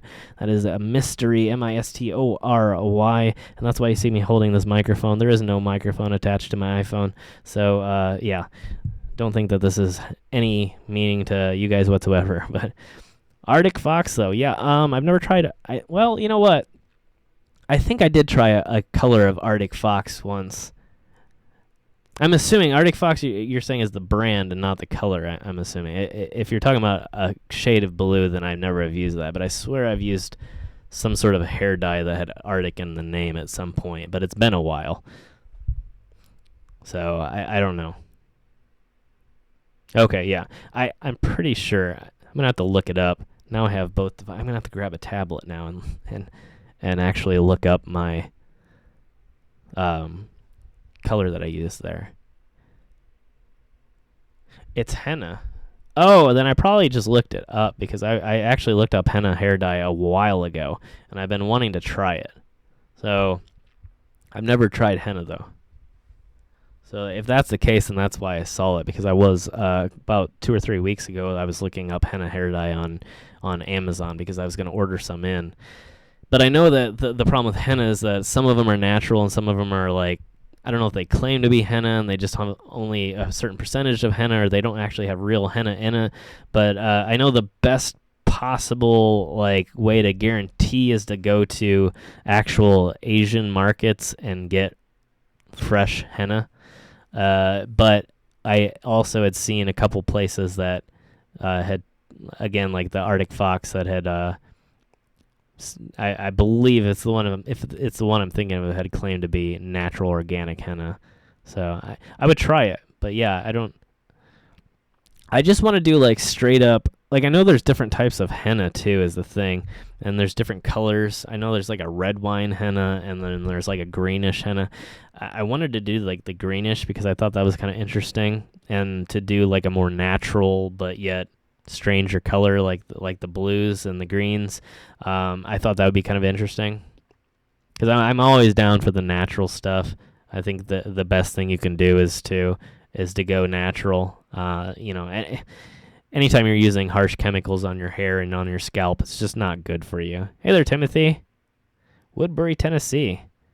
Love Tennessee. Yeah, I'm going to be going back there maybe actually next month.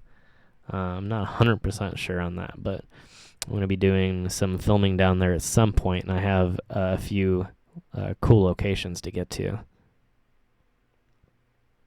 Cook for 2 days. I also heard that you're supposed to add eggs to henna.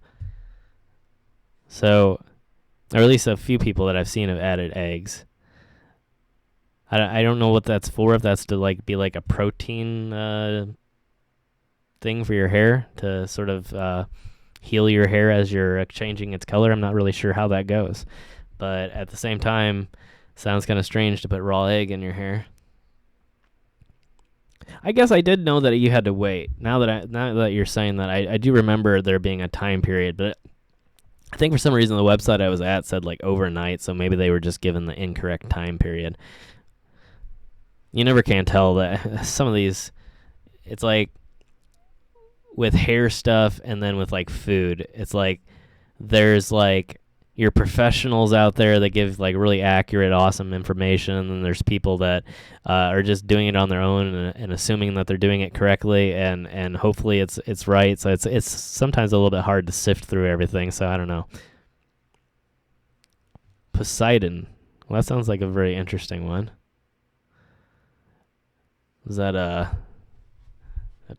Oh, I can't right now. I was gonna say it'd be interesting to see what shade that actually is. Is that what kind of color is it? Because obviously Poseidon's just a god.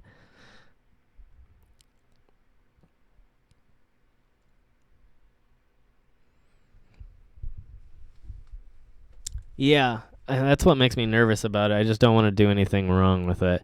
I've had henna tattoos before, and I know how much henna can stain, so I just want to make sure I do it the right way the first time.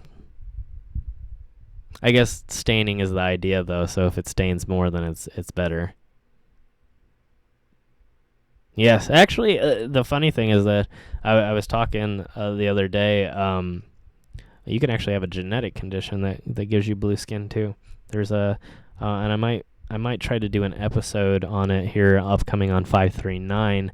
And visit the grave sites of these people. But there's a famous group of people that lived in Kentucky, I believe in the 1800s or early 1900s, and they had a genetic condition where their skin was all blue. It's very interesting.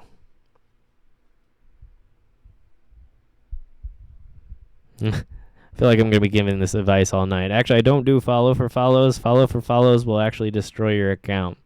So I would advise that you not do follow for follow because, again, it will destroy your ratings on whatever social media you're in. It doesn't help you grow. Take that from somebody who has many thousands of followers across social media. It will not help. I've been there, though. It's tough. And 4 years into this journey, it's still tough. But follow for follow won't help that.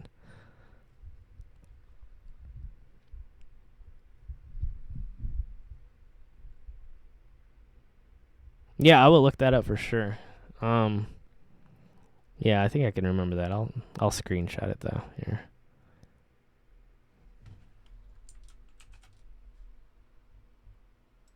But yeah.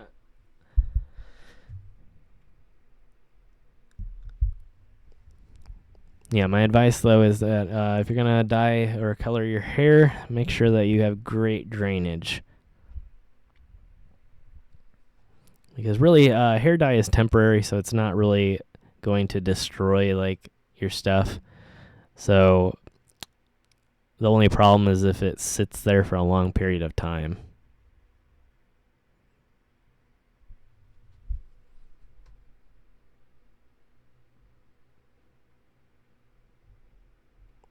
I feel like I'm missing a few things. I apologize if that's the case. Have I ever colored my hair gray? No, I actually did think about it though. I don't think I could anymore though. I'm too paranoid.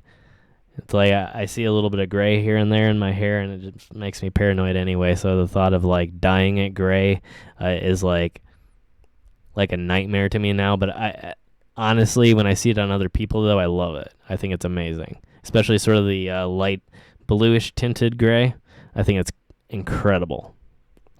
So more power to anybody that wants to do it, but I cannot do it because it would literally just make me nervous and paranoid from the time I did it until the time it faded, because I would just be worried that like my entire I know that there's no science to back that up, obviously, so, and it's obviously not true. I wouldn't go gray from dyeing my hair gray, but at the same time it's something in my head now that I just don't want to look at it. So I don't know. It's nothing to be really afraid of. Obviously, people go gray at different times in their lives. There's people that go gray in their upper 20s, and there's people that don't go gray until they're in their 70s. So it's not really a thing, but for some reason with me it is. I can't explain it, but yeah, that's my deal on that. But yeah, I love the grays though. I did try to go like a lighter color, sort of like that, and I can't remember what the product was, but it was sort of like a silverish with a tone on it. It wasn't a blue tone. I think it might have been like a slight purplish tone, and I put it in there, left it in for the allotted period of time, and washed my hair out, and there was literally no change whatsoever. And I swear it claimed it was a bleachless product, but I think at the end, if I would have bleached it, it would have actually worked, though. So I don't really know. It might have been just defective. If anybody ever asked me if I needed a senior discount, I don't think that's possible, though. I have too young looking of a face. Like, even on camera, I look 10 years older. Like, in person, like, people think I'm, like, under 20. Like I'm in my 30s, and people think I'm, like, 17, like 18 years old. Like I look way older. Like, the wrinkles in my face are more well defined on my camera for some reason, so it makes me literally, it's like I almost look my age when I'm on camera, but in person it's astounding. Like I look way younger in person. But it's probably just I probably need to start adjusting the levels on my camera a little bit more, but at the same time, I just don't want to do it yet. I want to wait till I upgrade to the full DSLR. Right now, I'm kind of trying to skirt my way through using the mirrorless cameras and the smaller sensors, and I definitely need to upgrade soon. But when I do that, I'm going to start doing more color grading. That way, it looks a little bit better and a little bit more accurate too. So, I mean, yeah. So maybe at that point I can actually make myself look my age, but I kind of doubt it, because they always say that the camera adds 10 years and 10 pounds, I guess. I think that's kind of a myth though, because I think the 10 pounds is dependent on how wide angle of a lens you have. Obviously, the wider angle lens you have, the bigger the wider you're going to look. So it's really dependent on that. Oh, wow. Thank you all for all the viewers. Do we really have over 100 viewers? Well, thank you all. I appreciate that. Make sure you check me out on YouTube, too. This is not my primary platform. I am dual streaming currently. from my second channel on YouTube, which is MIstory, the MIstory channel, MIstory. If you look me up on YouTube, or 539 Productions, where we do an adventure travel series to all kinds of crazy places all around the country. So yeah, hopefully it's taken off here to. At some point, the Vegas stuff kind of got put on hold for multiple different reasons. So definitely anybody here that knows Xavier from the Cryptid Hunter channel over on YouTube, make sure to check him out and send him some love. He's going through some stuff right now. Nothing too terrible, but at the same time, definitely want to send a big shout out to him and send some love his way, because of some personal reasons he wasn't able to do some of the traveling that he wanted to do. And otherwise I probably would be out in Vegas right now filming with him. I know a few people still went out there just because of some of the changes and stuff over here on 539. I ended up not going out right now, although I might go out, like I said, in the next few weeks. I'm not really sure 100%. I'm going to try and get a hold of him here in the next few days. But for sure, if you guys have never checked out the Cryptid Hunter channel on YouTube, make sure you do that. My favorite exploration? I don't really know. The entire trip last year was wonderful. I mean, we went to California and filmed in California, and then obviously went to Nevada and filmed a lot of crazy locations out in the desert in Nevada. I don't know. I mean, some of the desert locations, really that whole trip, like I said, including when I went to Idaho.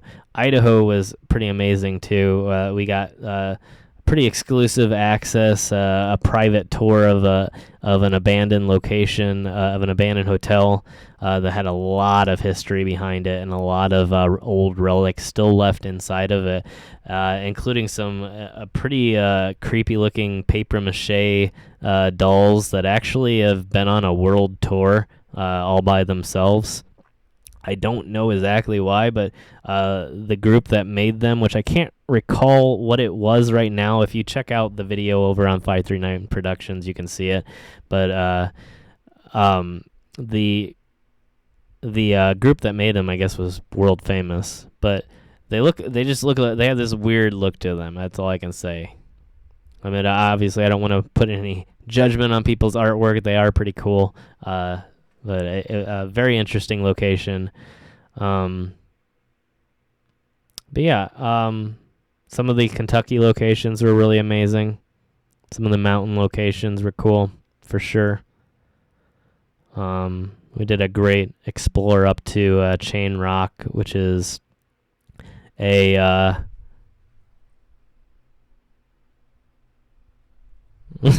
that's random. We went up to Chain Rock, which is a gigantic rock that the town of Pineville, Kentucky, thought was a risk of coming down the mountain and destroying their town.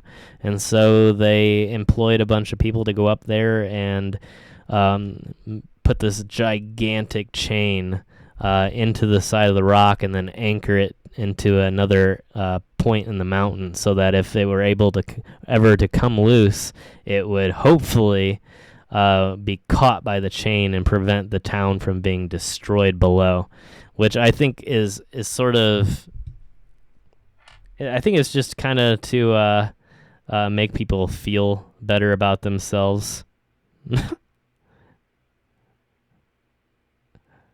You're very funny, Gabe. Yeah, sure.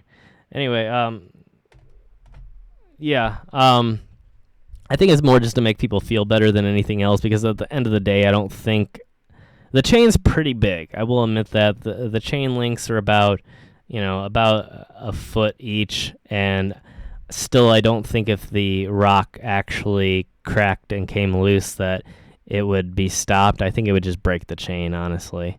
But it's really interesting, and it's way up on the side of a mountain in the Appalachian Mountains, and it gives you a great view of the mountain range, so it was really cool.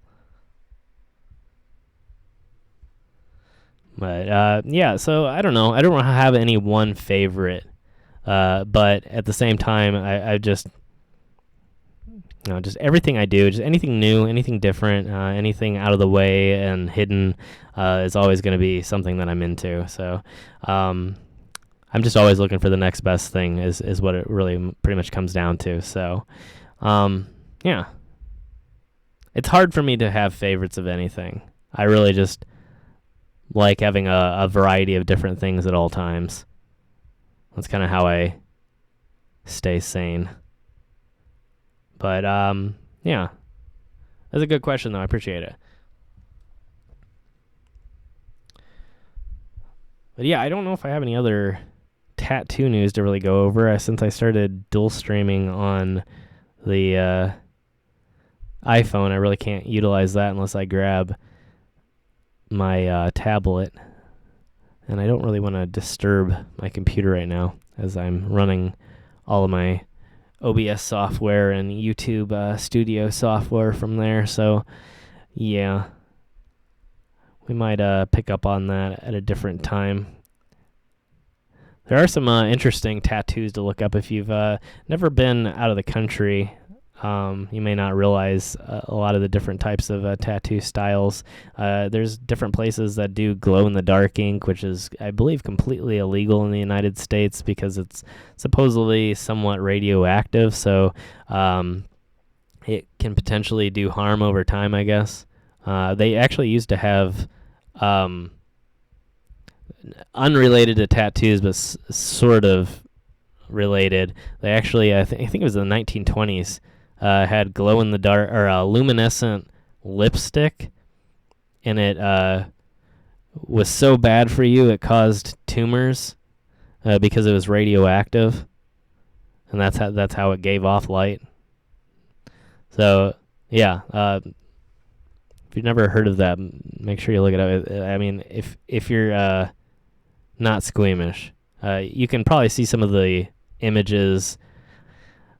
Obviously, you probably couldn't see any color images, so it would be a little bit difficult to really discern what you're looking at. But if you literally look into it, you can probably get some of the images of some of the weird growths that people had from using it. But they do offer glow-in-the-dark tattoos in some places. I think you can get them in, I want to say, in Korea. I don't think they're quite as dangerous as the old formula lipstick from, I think it was the 1920s. But at the same time, still kind of scary.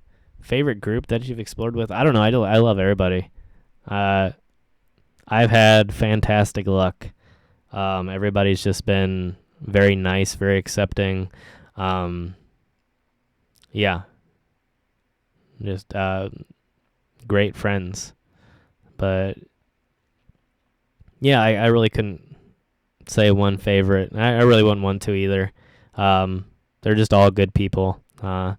Obviously, Urban Ghost, Urban Exploration. I met up with them in Chicago. I think I briefly mentioned it in the video. Yeah, I briefly mentioned it in the recent episode from Chicago when I did Bachelor's Grove. I did meet up with the guys from Urban Ghost, Urban Exploration, and that was a lot of fun, but at the same time, the locations that we tried to get filmed didn't end up working out, and we didn't end up getting anything done. Did I design the mystery image? Yeah, that's my Photoshop work. Yep, all the artwork on both channels are all designed by me in Photoshop, including all the merch on the merch stores, if they're designed. Obviously, some of them are just still images, and obviously some of those were done in Photoshop as well, but it's not necessarily graphical design. So, but yeah, the mystery logos, both the one in the corner, there we go, in the corner, as well as the main channel art I designed. Yeah, it's supposed to look vaguely sort of old school retro tech. Not so much what I have here, but on the main page, it's sort of supposed to look like a old tube television with interlaced images. So that was kind of what I was going for with it. I hope that's not actually... I realize I'm always hanging on to the microphone, and I always forget that the microphone vibrates and causes different weird noises. So my apologies if it's sending some different resonating, metallic, echoey, weird noises into my YouTube stream at the very least. Obviously, if you're watching over on... what am I on? Live.me, that's right. Yeah, I don't obviously think you guys can hear any of that at all. Maybe just at the very least the slight resonant sound of just it transferring through the room. But yeah, thanks to everybody who's joined. We've been going now, I don't know how long on live.me, but we've been going for a full 2 hours now here on YouTube. So still a short stream.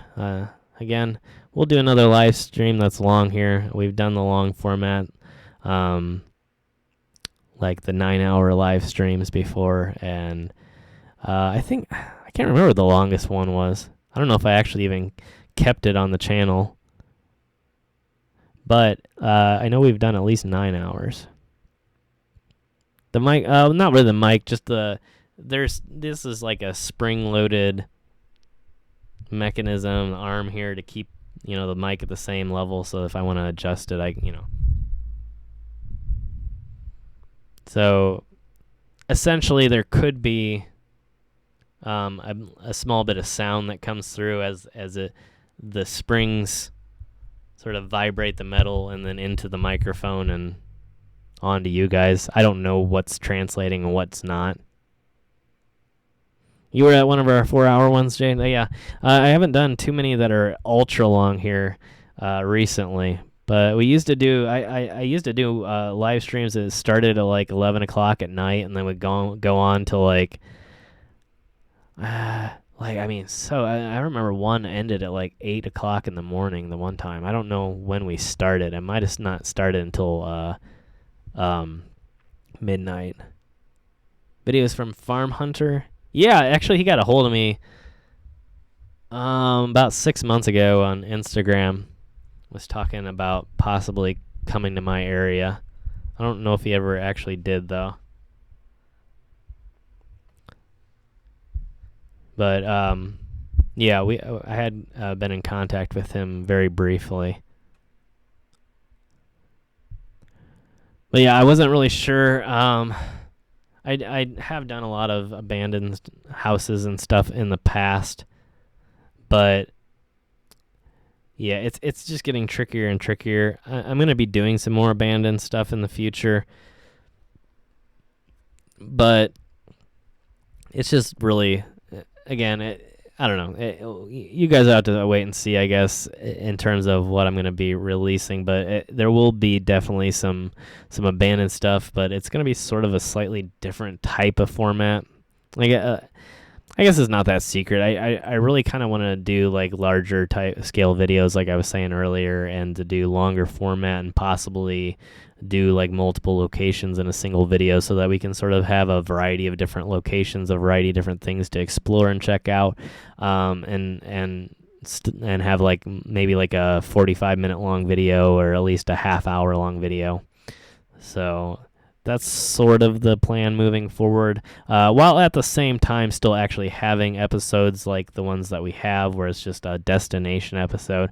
But I just kind of liked the idea of being more about just a destination. I've always been about that with my traveling. I've always been about the road, and I love driving. I love taking road trips. I don't take planes for that specific reason. I like being on the ground. I like having that extended period of time in between me and that location where I can find other cool stuff in between to check out.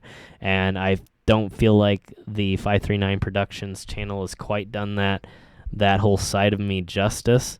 I did do a few videos here and there where I documented the travel process. When I did the Kentucky series, I did document traveling from Indiana down to Kentucky. When I did an old Ohio series back when Adam was still on videos, I did document. I think I released that. Yeah, I documented us traveling to Ohio.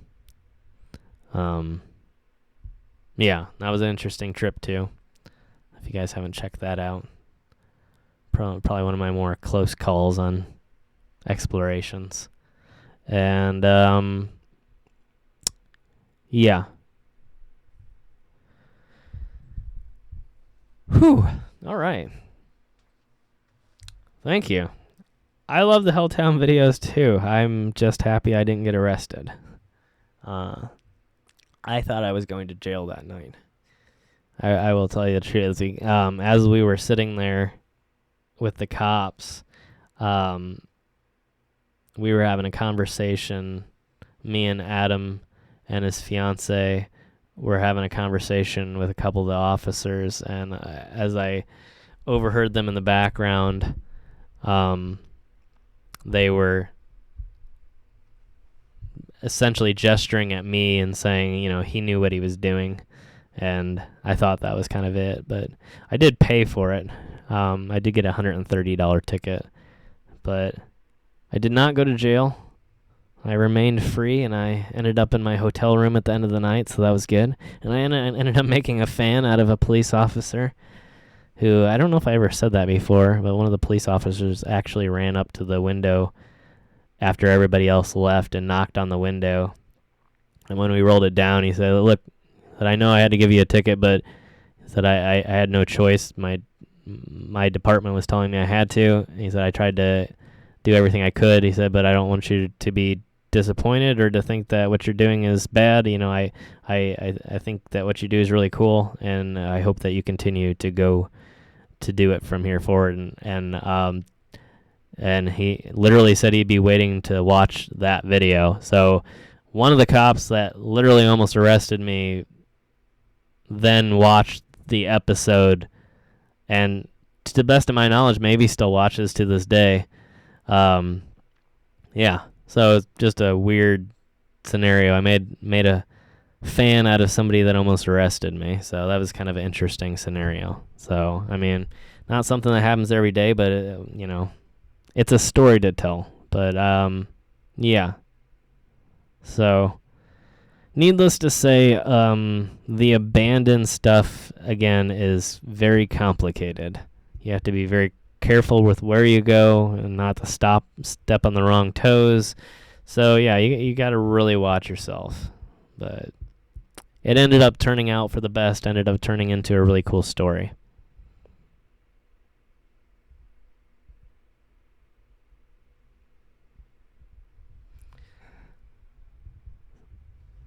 Yeah. Let's see, what time is it? It is 10 o'clock my time here. I'm not sure. I want to maybe take a quick 5-minute break here. I don't necessarily want to cut any of the streams, and I don't have any way of controlling my other stream. Obviously, I don't have OBS on live.me, so I can't just cut to a break screen. I just have to walk off camera and sort of leave everybody. So maybe we'll wait here for a little bit. I don't really know.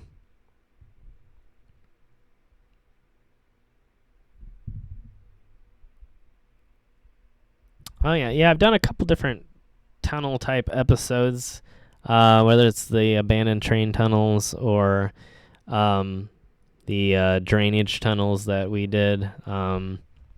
They're all kind of odd. I do like that type of stuff, though. The subterranean-type content, I think, is really fascinating. I like filming it. It presents a unique situation to film in, too. I think that was a tunnel under a road that I did that was part of an old abandoned railroad. But that was fun. Make a sign, yeah. That would be very retro internet style right there, for sure.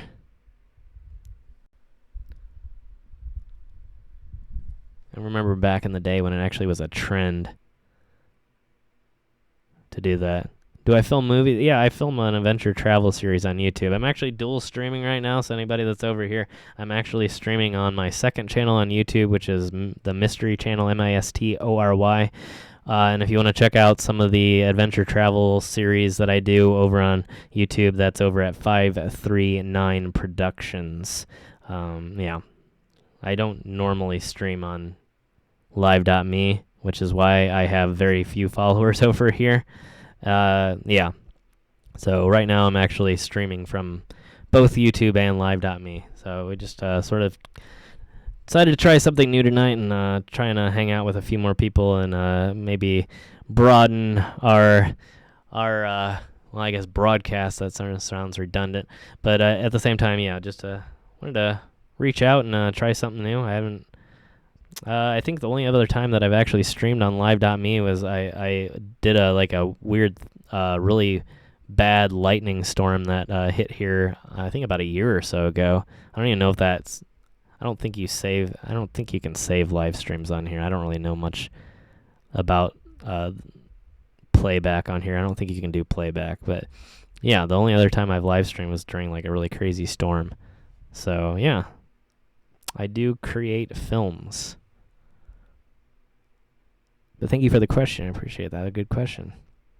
I know it's probably kind of confusing because there's people talking at me over here, and I have a whole chat section, and then I have a bunch of people that have no idea who I am. So I appreciate the question. It reminds me to clarify. Thank you, Jade, for joining us tonight. You have a good night. Appreciate you being here. Oh, Laura, too. Thank you for joining us tonight. Yeah, you have a great night. Hopefully we'll see you in the next one.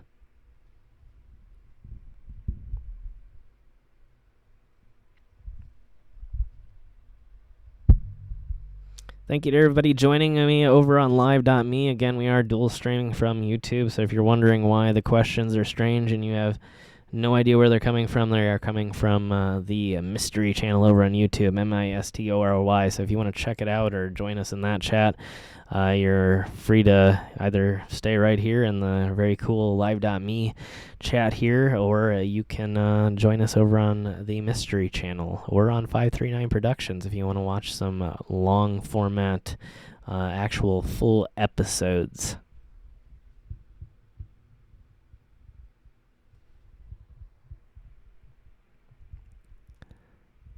There's not really too much to it. It's just 539 and then Productions. So 539. If you just search for 539, it'll come up.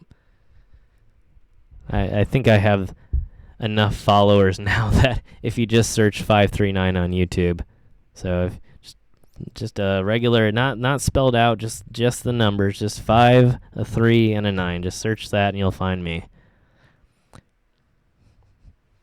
Guaranteed. Hey there, Jen. Welcome to the live stream over on YouTube. We're doing a dual stream tonight. Thanks for joining us.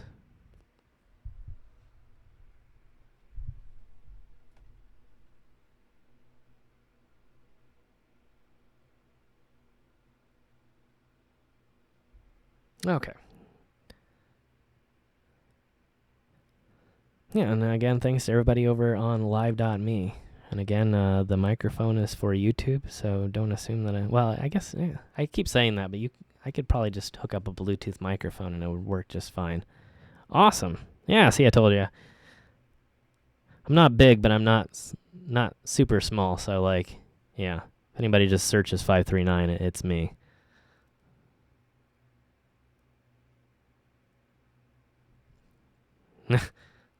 I assure you, Laura, the bathroom is not that close to my office, so there will be no audible flushing at any point. I do promise that. No, I think I just more than anything. Well, you know what? I keep saying that. I have a bad habit of forgetting what I have right next to me, which is a drink. I literally got a Mountain Dew specifically so that I had something to drink while I was doing the live stream. Sorry, guys. Hope that's not loud. Okay, there we go. But yeah, I specifically brought it up here for the live stream, and yeah. But I do have a handy-dandy little mute button, not for live.me, but my Stream Deck will mute my... Here.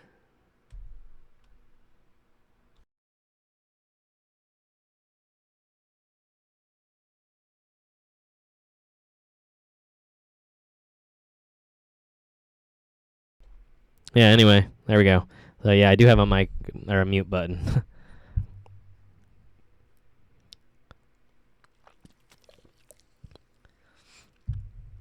I need to figure out. No, I can guarantee I can't. It'd be nice if OBS could actually dual stream to live.me as well as YouTube, but unfortunately, there are two different formats. So I would have to like crop into vertical.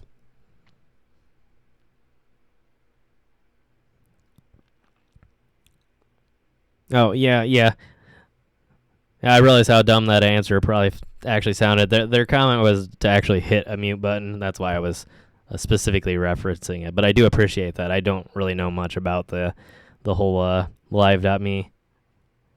I downloaded it when another YouTuber had mentioned it. I believe it was Roman Atwood. They did a special, I think he tried to do a skydiving stream from live.me a while ago. I don't know if anybody on here actually even saw that or not, but anybody that's a Roman Atwood fan, maybe you remember the skydiving live stream, and I believe that was done in correlation with live.me, if I'm correct. So, but feel free to correct me if anybody knows that either on YouTube or on live.me. Well, I didn't realize I'm actually. So, yeah, I could actually make you guys say hi to each other. Can you? Anybody? No, it's kind of glared. Oh. Combining chats for just a moment. So, yeah. Again, if you never checked me out before, if you have no idea who I am, if you're wondering why in the world I'm talking like I already have an audience, that's because I do. And I'm also on YouTube streaming currently from the MIstory channel, MIstory. Apologize to those of you who heard me spell that so many times that it's becoming annoying. But we are currently live streaming from my second channel over on YouTube. And again, if you've never checked out 539 Productions before, make sure you check it out. We got some crazy locations that we've explored around the United States. Some abandoned locations, adventurous locations, crazy trails. Old 1800s graveyards that are hidden in the middle of the woods, all kinds of crazy hidden off the beaten path type locations. So if you're kind of into that more of adventurous type of travel and stuff like that, make sure you check it out. It's actually it's not bad. It's really it's pretty good stuff. There's a lot of people that enjoy it.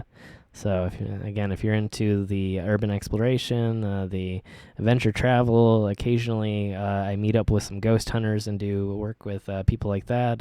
So all kinds of crazy stuff. Make sure you check out the primary channel again.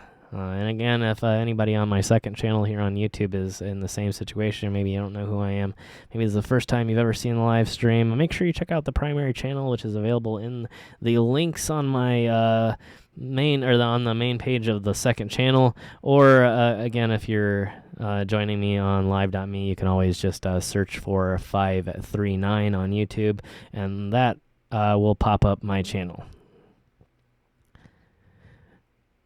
Hey there, welcome to the live stream. How you doing tonight? Thank you for joining us. I'm getting a couple people. Anetta, Bloody's Carnu. Well, excuse me. Going well. Thank you for joining us. Good to have you here. I hope we're still doing all right. I know I've noticed sometimes I tried to adjust the settings, the quality settings. I hope it's not too bad. I adjusted them down just a little bit until I get some of the needed upgrades here in the next few weeks here. So the quality might be down a little bit right now. Obviously, some of you that have been here for multiple live streams know that I'm usually broadcasting with a much better camera. So I'm just kind of broadcasting from a really crappy webcam right now, unless you're watching me on live.me, in which case I'm broadcasting from my iPhone, which is a little bit better. So, my apologies to those of you who are having to watch this through the webcam. I'm not really satisfied with the quality, but at the same time, what are you going to do? For some reason, it just always seems to want to buffer after like an hour or two, and then it'll have to catch up with my voice. So, I'm going to be upgrading my computer here shortly, so that'll take care of the issue for sure. But yeah, for the moment, we're just going to do it this way. And then I will probably, at some point, do a few more streams in the field. Obviously, we sometimes do streams actually on site and do different things like I've done a few streams from the abandoned sites or from different parks and whatnot. And I had a lot of fun doing the buffalo stream a while ago where we got to get a really up-close view. And I was literally like 2.5 feet away from the buffalo. Crazy large animals. So we do a lot of fun streams like that over here too. So I'll probably, in the meantime, try and take you guys out on the road and do some more stuff like that. Thank you, Jade. I appreciate that. I gotta get used to this whole... We keep having stuff pop up on the screen. New star ranking. I don't even know what that means. I'm guessing the stars are when people hit that. I know, I keep seeing the hearts and whatnot. But, yeah, I apologize at my ignorance. But, yeah. Normally I am streaming through OBS to YouTube. I'm literally streaming through OBS to YouTube. But yeah, thanks to everybody that's joining me. Looks like either some people are checking us out on YouTube or we're getting to some people's late night moment. We're going to cut off and go to bed. I don't really know. But thanks to everybody that has joined, and I appreciate it. I'm moving up in the world. There we go. Thank you, Kim. I appreciate that. Well, I'm sure trying. I am still trying to grow the channel, still trying to make interesting content, and this is just part of the new phase. And again, like I said, I've always been wanting to do the alternative culture type stuff, and it's always been a big part of my life. So to sort of do this format now, I think is just sort of a natural move. I don't know. It's been something I've always wanted to do, but I've always thought it was just not a good jumping off point.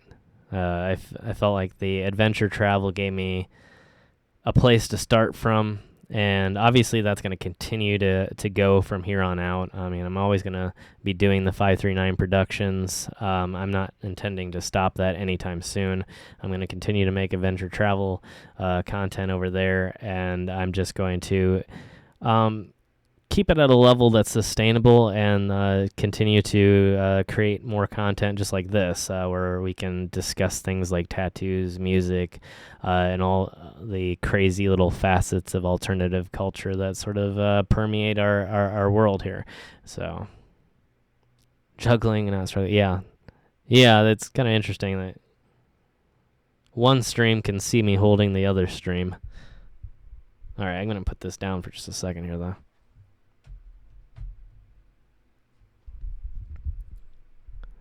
I feel like the live.me people don't really get a good view of the room either. Like it's like there's lights everywhere. It's fully decorated. There's like themed materials, like crazy plants everywhere on the walls hanging, and it really you guys can't really see much of that unless you're on YouTube. So yeah, again, check it out on YouTube sometime too. I know I might pay the price for that. I hope live.me doesn't hate me.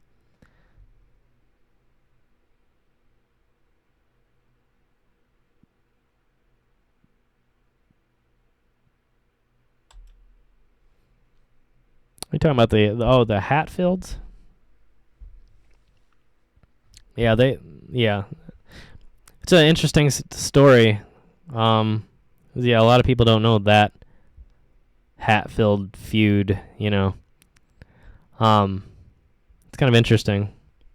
Most people think of the, Hatfields versus the McCoys and whatnot, but yeah, my family literally has a direct connection to the descendants of the Hatfields, and my dad was, sort of a witness to that terrible. He didn't see it happen, but he was in school that day and was sort of came home to that, and and then his friend in school got blamed for it because the person that actually did it blamed it on his 12-year-old son. So I think the police came in and picked him up. So yeah, that was kind of strange. Which is kind of interesting because I think his alibi would be, I was in school the entire time. I would not have had time to go out here and do all those terrible things. So, like, I'm not sure why they believed him, but the son did end up, I believe, getting arrested and then released later when they realized that it was 100% impossible for him to have done anything since he was literally in school. You know what? I'm having a problem recalling the exact date now. I have the newspaper article here somewhere. But the town is Pineville.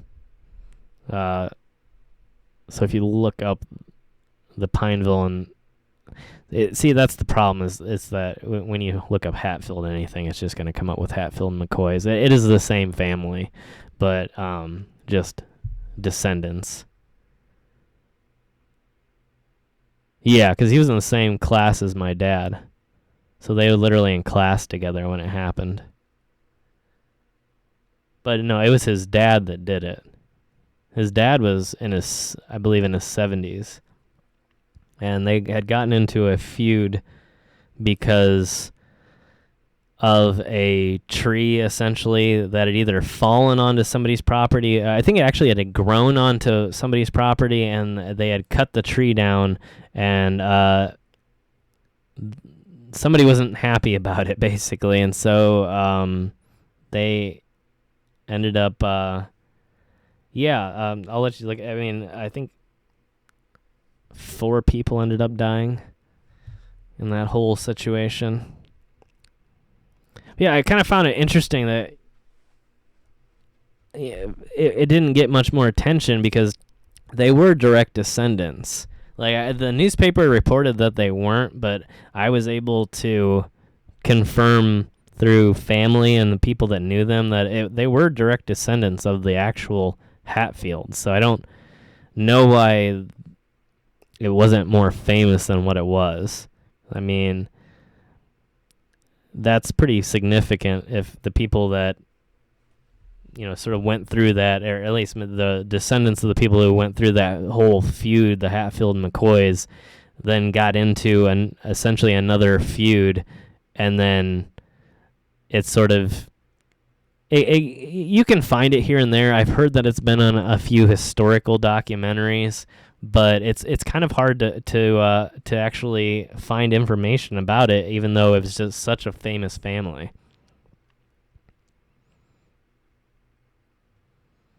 So yeah, it's kind of interesting. So yeah, an interesting connection between the Hatfields, the McCoys, and my own family. But I mean, we had crazy, weird connections. Like, I mean, it's a strange area in general, the Appalachians, in terms of history. Not to like insult the people. I'm just in terms of the interesting, unique set of circumstances that a lot of them came to the United States in, and then the relationship that they had with the native people there, the Cherokee. And it was just really interesting. It's very fascinating history to read, and I would definitely recommend that. And if again, I say all this stuff, I did a whole documentary on a ghost town known as 4 Mile, Kentucky, which is a ghost town that literally my dad grew up in and is now completely disappeared, aside from a few houses that are still there, but not really technically part of the town. It was an old mining town, and it sort of fell into ruin after one of the mines exploded. And so I did a whole series of different videos around this place. So if you haven't, again, check me out on 539 Productions. If you have no idea what I'm talking about, it'll really answer all of your questions. So. Oh, to Blue Ridge? Yeah, I think that Oh no, I'm saying that wrong. I'm trying to think of the. Sorry, I'm just gonna let that go. I was thinking of a mountain range, similar to in name to that, but I think I'm saying something wrong, so I'm not gonna continue on with that thought. But anyway, yeah. I don't know that I've ever been to Blue Ridge, but I've definitely heard of that.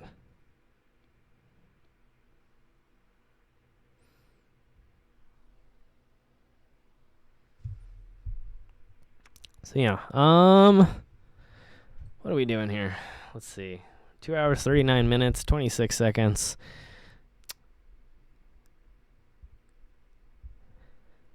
I'm trying to think if we want to keep this going tonight or we'll pick up here on the next episode of the podcast.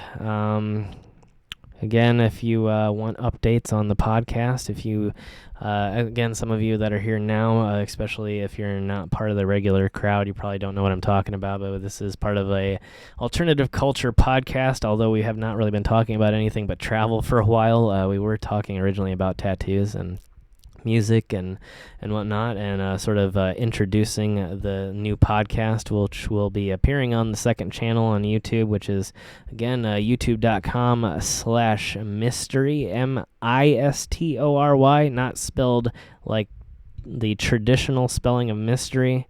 It is obviously just a play off of my name, which is Matt Isaac, and that is the name that I've been given and have gone by for years as a photographer, and so I wanted to include that along the way. So I'm sure that a few of you out there have probably accidentally stumbled upon some of my images over the years and not known. I have some pretty famous images of rock and roll bands out there online. I don't know who all still uses my images. I know I did offer it. The last band that asked permission to use my photos, I think, was Five Finger Death Punch. I don't know that they still use them or not. I have some photographs, I think, of Korn that are still out there. I'm not sure who else, but yeah. So if you're ever wondering why mystery is spelled with an I instead of with a Y, that is the reason. It's just sort of a throwback to the old. I wanted to say old me, but I guess that's not really as accurate as I could be. So yeah, that's the reason. So if anybody's wondering. Yeah.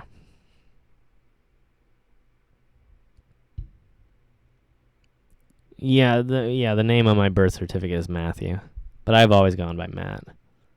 I've only had a few select people actually use my full name. Not that I really mind. I really don't care.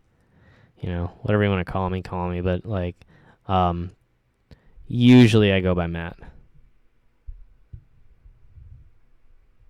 Which is kind of odd because now I just none of my channels actually feature my name, so I think it takes a lot of people or a while to actually realize even what my name is, because I don't really introduce myself in any of my videos anyway, unless you're on the live streams here. So it's kind of a little bit confusing, I think. Am I going to travel during the winter months? Yeah, I probably will travel. I'm not 100% sure. I might go down to Kentucky and Tennessee here to do some filming and to visit some family. And then I am still trying to make it out west again. I do want to make it out to Vegas again and do some more stuff in Nevada. And I wanted to take a different route out this time. I took I-80 out last time, and I wanted to take 40 out this time, which kind of mimics the route of old US 66. And you can access a lot of the historic Route 66 locations from there. And so I thought that'd be kind of interesting. I know a lot of people do Route 66 stuff on YouTube, but I think it's worth it. I find it interesting at the very least.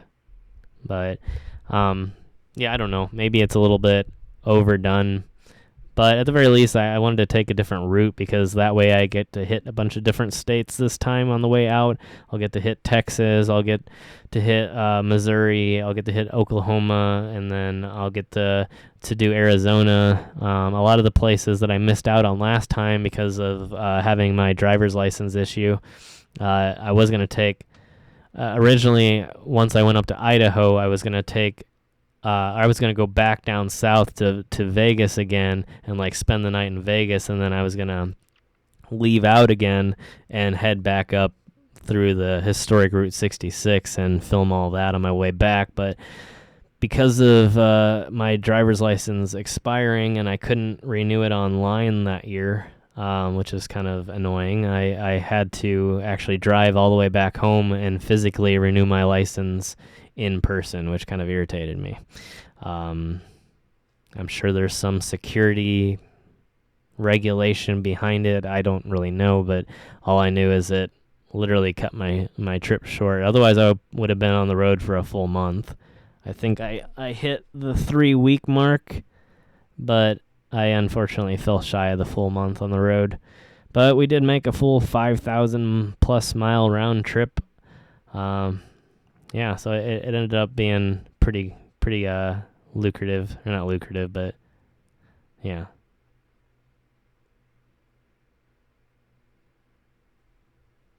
Yeah, I think there'll be a lot of interesting stuff to see along the way.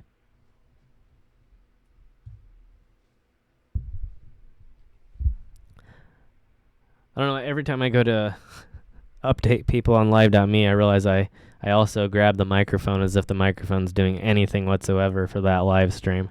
But again, anybody on live.me, if you're wondering who I'm talking to and why I'm answering questions that aren't showing up on the screen, I am doing a dual live stream between YouTube and live.me. So if you've never checked out 539 Productions before, make sure you check out 539 Productions over on YouTube, as well as the MIstory channel. So we are live streaming from my second channel currently. Many thanks to everybody that has shown up. We've had a pretty productive set of streams tonight, and yeah, happy to meet a few new people, see a few new faces here on YouTube, the few people that have come over from the live stream on live.me. So yeah.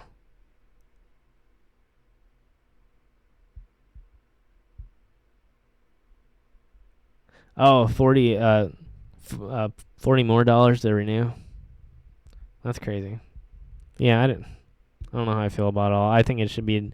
I feel like I should be able to do it online every time. I just want to renew my license online. I don't want to show up. I literally could have renewed my license from Vegas. Had it been the previous time, though, I could have. I actually could have just renewed it all online. They have like an every other time policy here, where like next time I'll totally be able to do it online. It just happened at the most inconvenient possible time. I was literally in Vegas and realized I'm going to have to go home. So it was incredibly frustrating.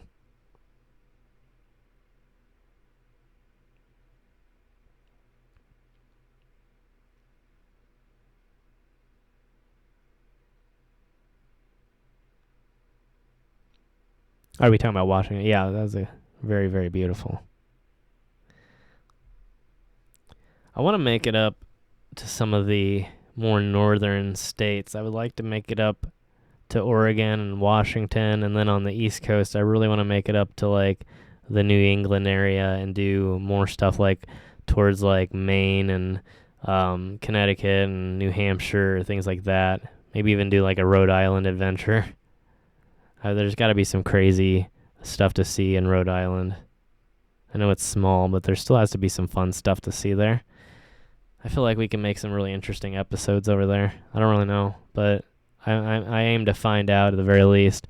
And I want to seal the gap with the states. I want to make it to all 50 here, at least by the end of 2020. Even if that has to be like the entire content, I'll just start doing road trips to as many states as possible and check them all off the map. Which there's not a heck of a lot left. I can't remember what my count is. But see, the unfortunate part is some of the states that I've been to, I've also not filmed in. So I guess to make it official, I really kind of need to film a 539 Productions episode in every state. I think that'd be kind of interesting. Or at least do episodes where each state is featured. I could do the longer format where I do multiple states in a single episode. I just I want to get that checked off the list and then start doing more international countries. I haven't really traveled enough internationally. I would eventually like to hit as many countries, if not all the countries, up. That's been kind of my goal since I was young, to eventually visit every single country in the world. So far, my list is pretty low, but I think we can make that happen. But my states are doing pretty good. Save Alaska for the summer. Oh, yeah. Well, half Alaska is closed off during the winter anyway. And when I do Alaska, I'm definitely going to drive up to the Arctic and go to the Arctic National Park or whatever the park is up there. So that's the plan there. So yeah, I'm going to have to wait till summer or spring or summer. But I am going to drive. So that'll be definitely a bigger road trip video, or probably a multi-part series actually. My thought actually was to, instead of starting where I am, was to potentially actually drive out east first to New York and to film a few episodes in New York, and then literally drive from New York to Alaska just to get the full experience of going from the East Coast all the way to the Northwest and then up into the Arctic. I'm just basically going to see when the car finally explodes. And see how many thousands of miles I have to travel on a single road trip till the car just absolutely gives up. Or maybe I'll be really bad and I'll take a trip down to like Miami or like Key West. We'll start in Florida and then like travel up the East Coast, and then from the East Coast we'll just do like the longest possible road trip. But I definitely want to do New York to the Arctic at some point in Alaska, so that you have to go through the whole country and through Canada. Actually, if you started from New York, it'd probably be easier to go immediately to Canada than it would be to actually travel through the United States.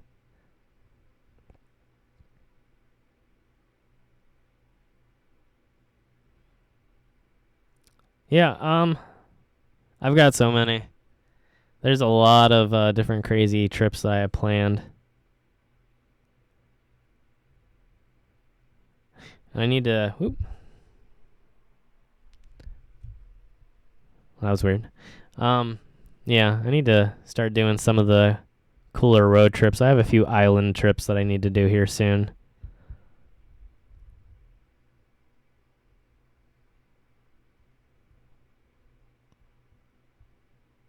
The southernmost point in Florida is Key West that you can drive. I think there's a few more islands after that you could technically take a boat to. But Key West is as far as you can drive. I've made it to... It seems like it's going to be easy. I drove through the Keys at one point, and I made it halfway through. We drove from Orlando. Our goal was to drive from Orlando to Key West, and that was way harder than it sounded. I think we were on the road for like 7 hours, 9 hours or something before we ended up turning back because we weren't going to make it back in time to to get really a good night's sleep before we had to leave the next morning. So we ended up going straight back to the hotel, which was kind of terrible. But at the same time, I wasn't doing 539 at that point, so I didn't have any reason to continue. It wasn't really for anything. It was just for the heck of it. I wanted to keep going, but at the same time, there was 4 people crammed into old, what was it, Sunfire, I think it was, if you remember Sunfires. We were all crammed into a old red Sunfire, and we drove from Orlando over to the East Coast and drove through, I think, West Hollywood. Am I saying? I can't remember if I'm saying that right. Anyway, and then down through Daytona, or through Daytona at some point. I can't remember exactly which one's which, or which one's north of which one. So I might be getting that incorrect. But then we drove all the way down the coast through Miami, out into the Keys, and we made it halfway through the Keys. But I would love to do that again, actually, for 539 Productions and make it through, because there's a lot of cool stuff down there, and a lot of stuff that I think would be fun to include on the channel. Hey there.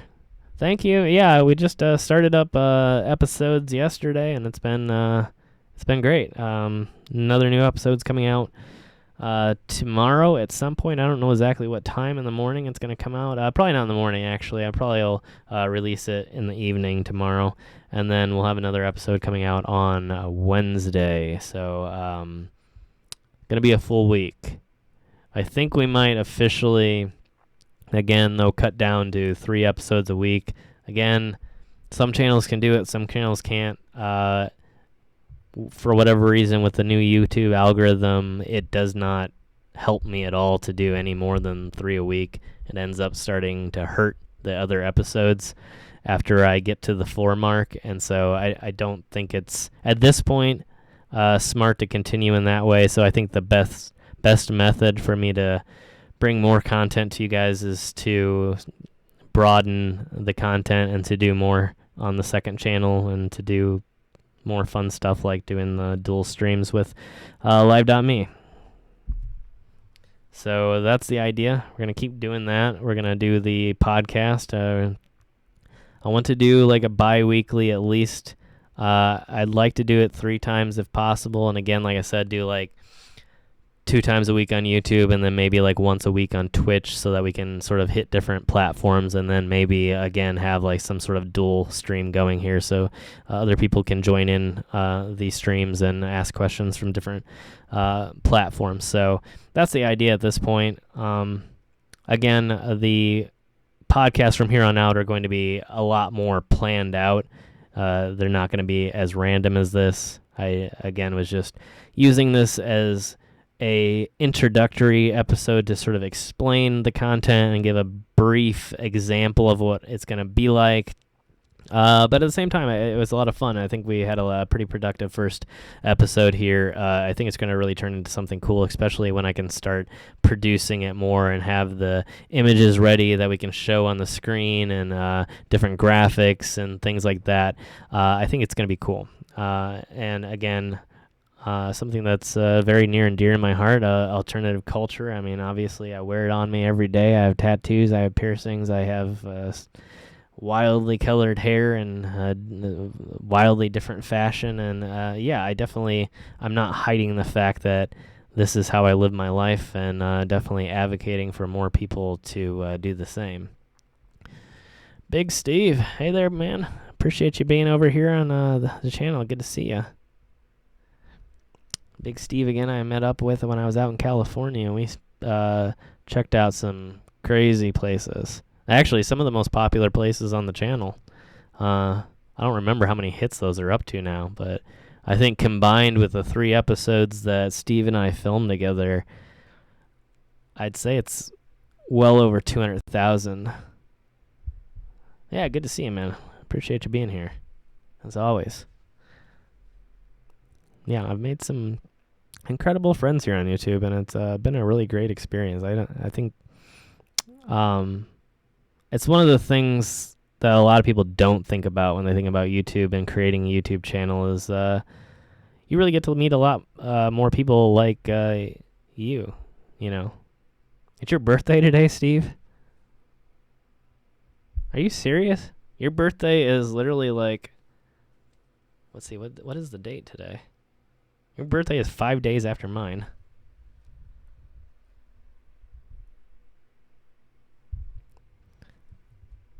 Well, happy birthday, Steve. Good to see another October birthday.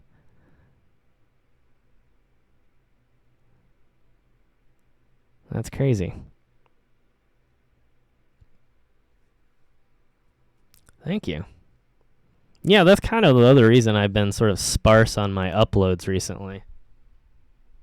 Is because I have not actually been doing anything, because I just sort of took a break. Between that and I was really just trying to figure things out. As I've said so many times, I do a lot of stuff for the history and for adventure travel and stuff like that, and I felt like the content was just kind of becoming too redundant. So I know that's kind of crazy, because then I released a video of exactly the same content pretty much, but there's going to be some more stuff coming up here that's sort of I don't know it's more adventure travel type stuff. And I do want to continue the series of doing the highest places in each state. Yeah, make sure you give Steve your birthday wishes. And happy birthday to anybody that has an October birthday.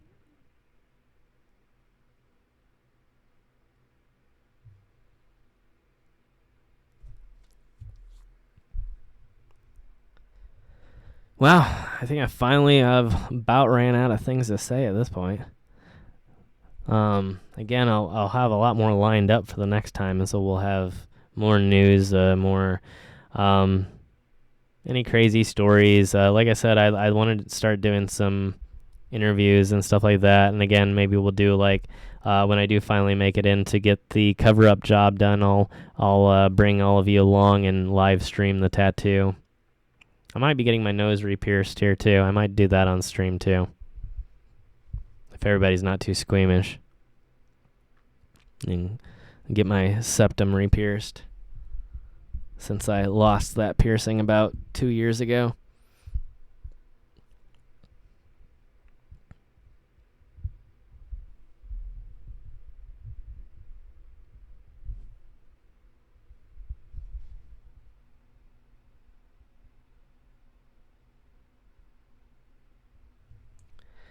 Again, thank you everybody for joining us. Again, whether you're on YouTube right now or whether you're on live.me, I appreciate all of you for being here. So again, if you're just joining us now on live.me, and you're wondering again who I'm talking to, that is why I'm just sort of rambling incoherently to a bunch of people that don't seem to be here, and that is because they are all over on YouTube. So really, I should actually do a stream from my primary channel sometime. I haven't streamed from 539, and I think it's been over a year now. It's been nothing but regular episodes. But it scared me so much when it almost took my channel down. So I was kind of paranoid. So that was kind of my reasoning there. Although I have heard that if you just delete the live streams once you're done, that it won't affect your numbers as much. So maybe we'll start doing some more live streams over on 539 Productions too every once in a while. But I don't know, I like the idea of people being able to go back and watch it. I know that's something that you can do on Twitch, but to this point I have not really started doing any streams. I only tried to do the one stream on Twitch, and it streamed a black screen for like a half an hour for some weird reason.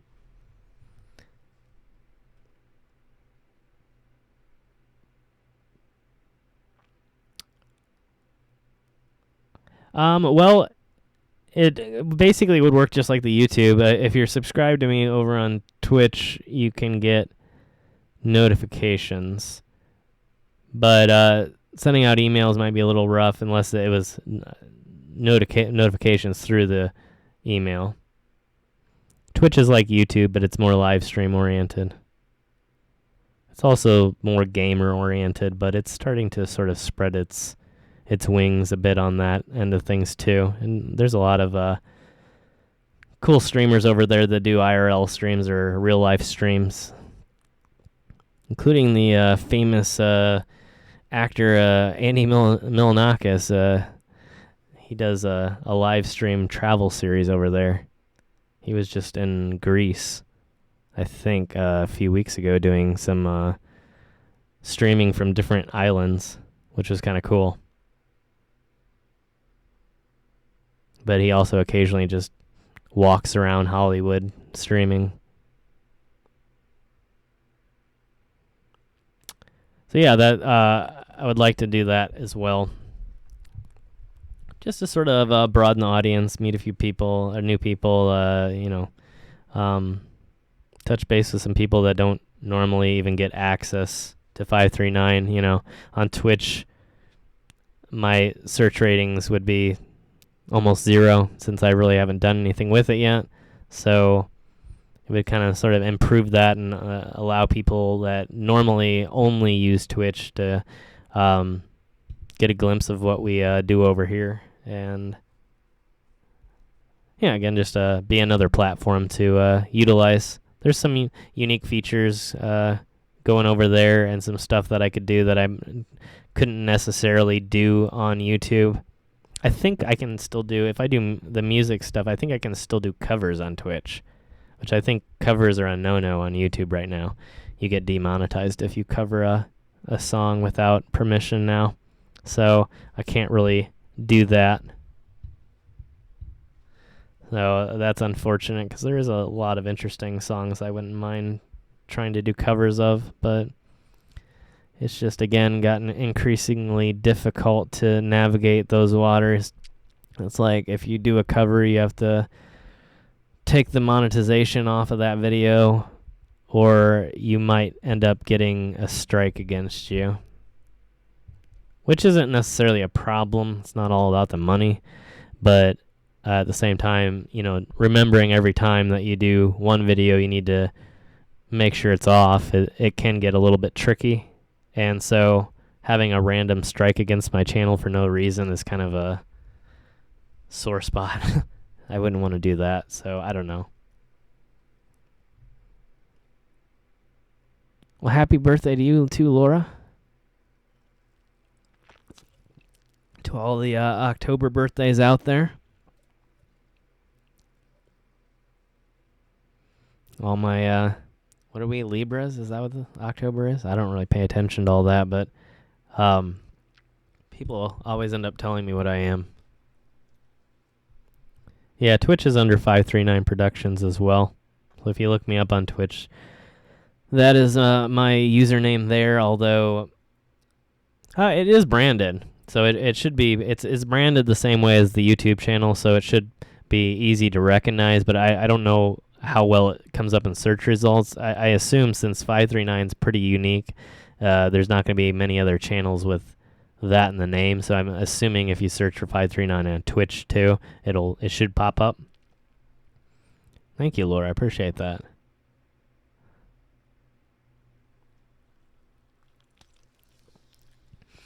Yeah, I just sort of decided to take some time to myself, relax, work on new ideas. YouTube it's a hard journey, and YouTube burnout is a real thing.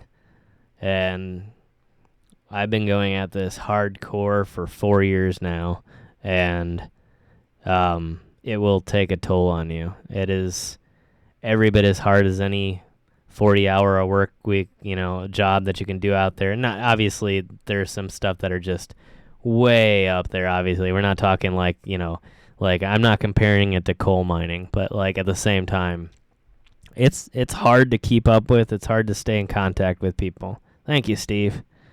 I appreciate that, man. Yeah, but I mean the rewards, again, as you can see, I've made a lot of great friends. A lot of people that I'm going to stay in contact with for, many, many years to come. And for that, it's definitely worth it. And I would never go back.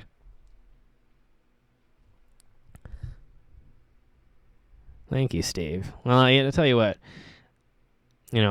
Steve is a very hard worker too. You do a lot to care for your family, and you're a dedicated person.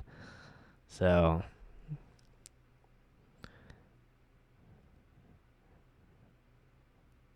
Oh, well, yeah, exactly. Yeah, I think it's if you do it for nothing else besides the friends and the just the ability to create and release it and have people see your work, it's definitely worth it. I don't think you can ever do it for the money. I don't mind the money. I'm not against monetization, but like at the same time, you have to do it from a place of passion, and not from financial gain. It's not the greatest paying job in the world, but it's definitely the funnest, or one of them for sure. I definitely enjoy it.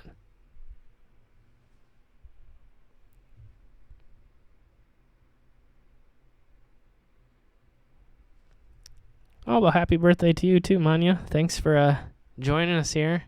Glad to have you. Yeah, so if you're wondering where I've been, why I haven't been uploading as much, that's pretty much why. I know I haven't really taken that break in years past, but I just didn't feel like I needed it, or I felt that it was more helpful to keep going. Sometimes it's just helpful to keep busy, especially when you're growing. Obviously I'm still growing, but I mean, I admit I have gained some level of confidence that I don't think my channel's gonna like completely die off if I leave it for like a week.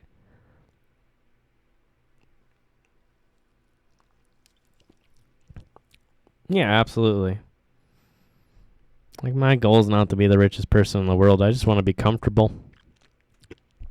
And I want to be comfortable by doing what I love to do, which is create content, to create videos, create episodes, create anything, And obviously, at some point, I'm sure I'll go above and beyond YouTube. I think I'll always do YouTube, But at the same time, I think that I would like to experiment around with other things too. And, maybe that'll be something of a job in the future. But my endeavor is to make, a full-time career out of this. And, that's what I'm going for.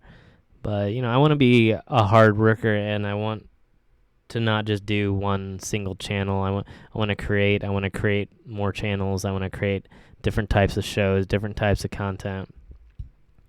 So I mean, I have a lot more in the works. There's a lot more coming. A lot of collaborative type work. I would like to do so much, and I think I have so much more to share than what has came out over the last 4 years even, And this is just the beginning of that. It's the beginning of the next phase of the journey where we can now broaden our scope and include a podcast about alternative culture, releasing finally my first album, which has been in the works for so many years. And, I've written hundreds, if not thousands, of songs that are now in thick piles of books, and even written some on the road over the last few years. And so I'm looking forward to sharing that. And finally, there's been a very selective audience of people that have ever heard any of my music. And I really honestly think if I had to rank my talents of what I do online, music would probably be like number one of what I'm capable of. Like, travel was more of an experiment. Like, I had always been a photographer since as long as I remember, and then I've done professional work in photography and rock photography and weddings and portrait photography. So I've done so many crazy stuff with that, and including into the alternative culture scene, such as, like I said, doing rock and roll bands and meeting all these people and actually having, relationships with, or working relationships at least with some of them. So I just feel like it really plays into everything.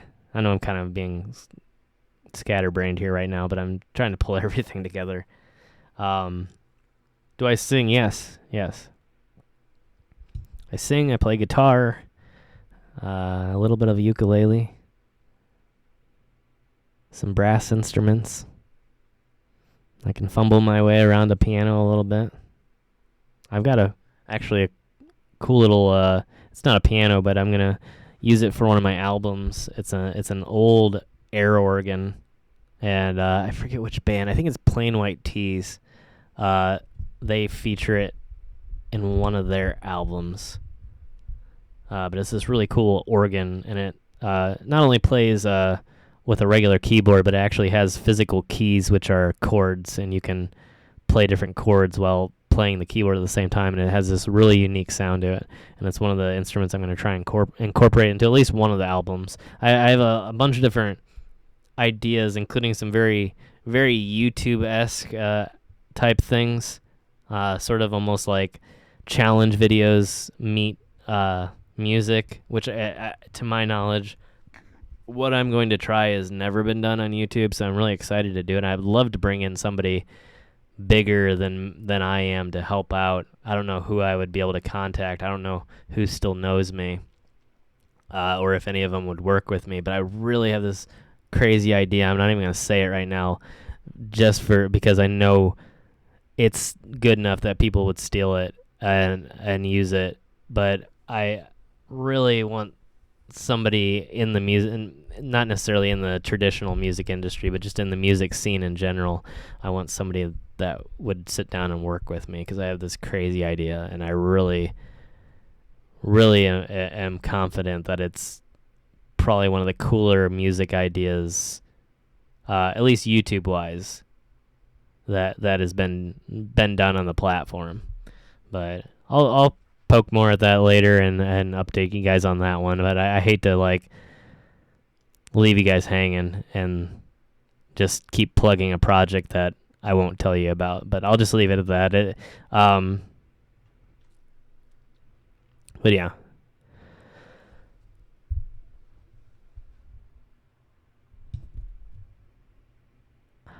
Yeah, again, with the rock bands that I photographed, I don't know. Again, it's been years, but some of them, like I said, like Five Finger Death Punch, like they contacted me a few years ago to just to be like, hey, can we use some photos for our website?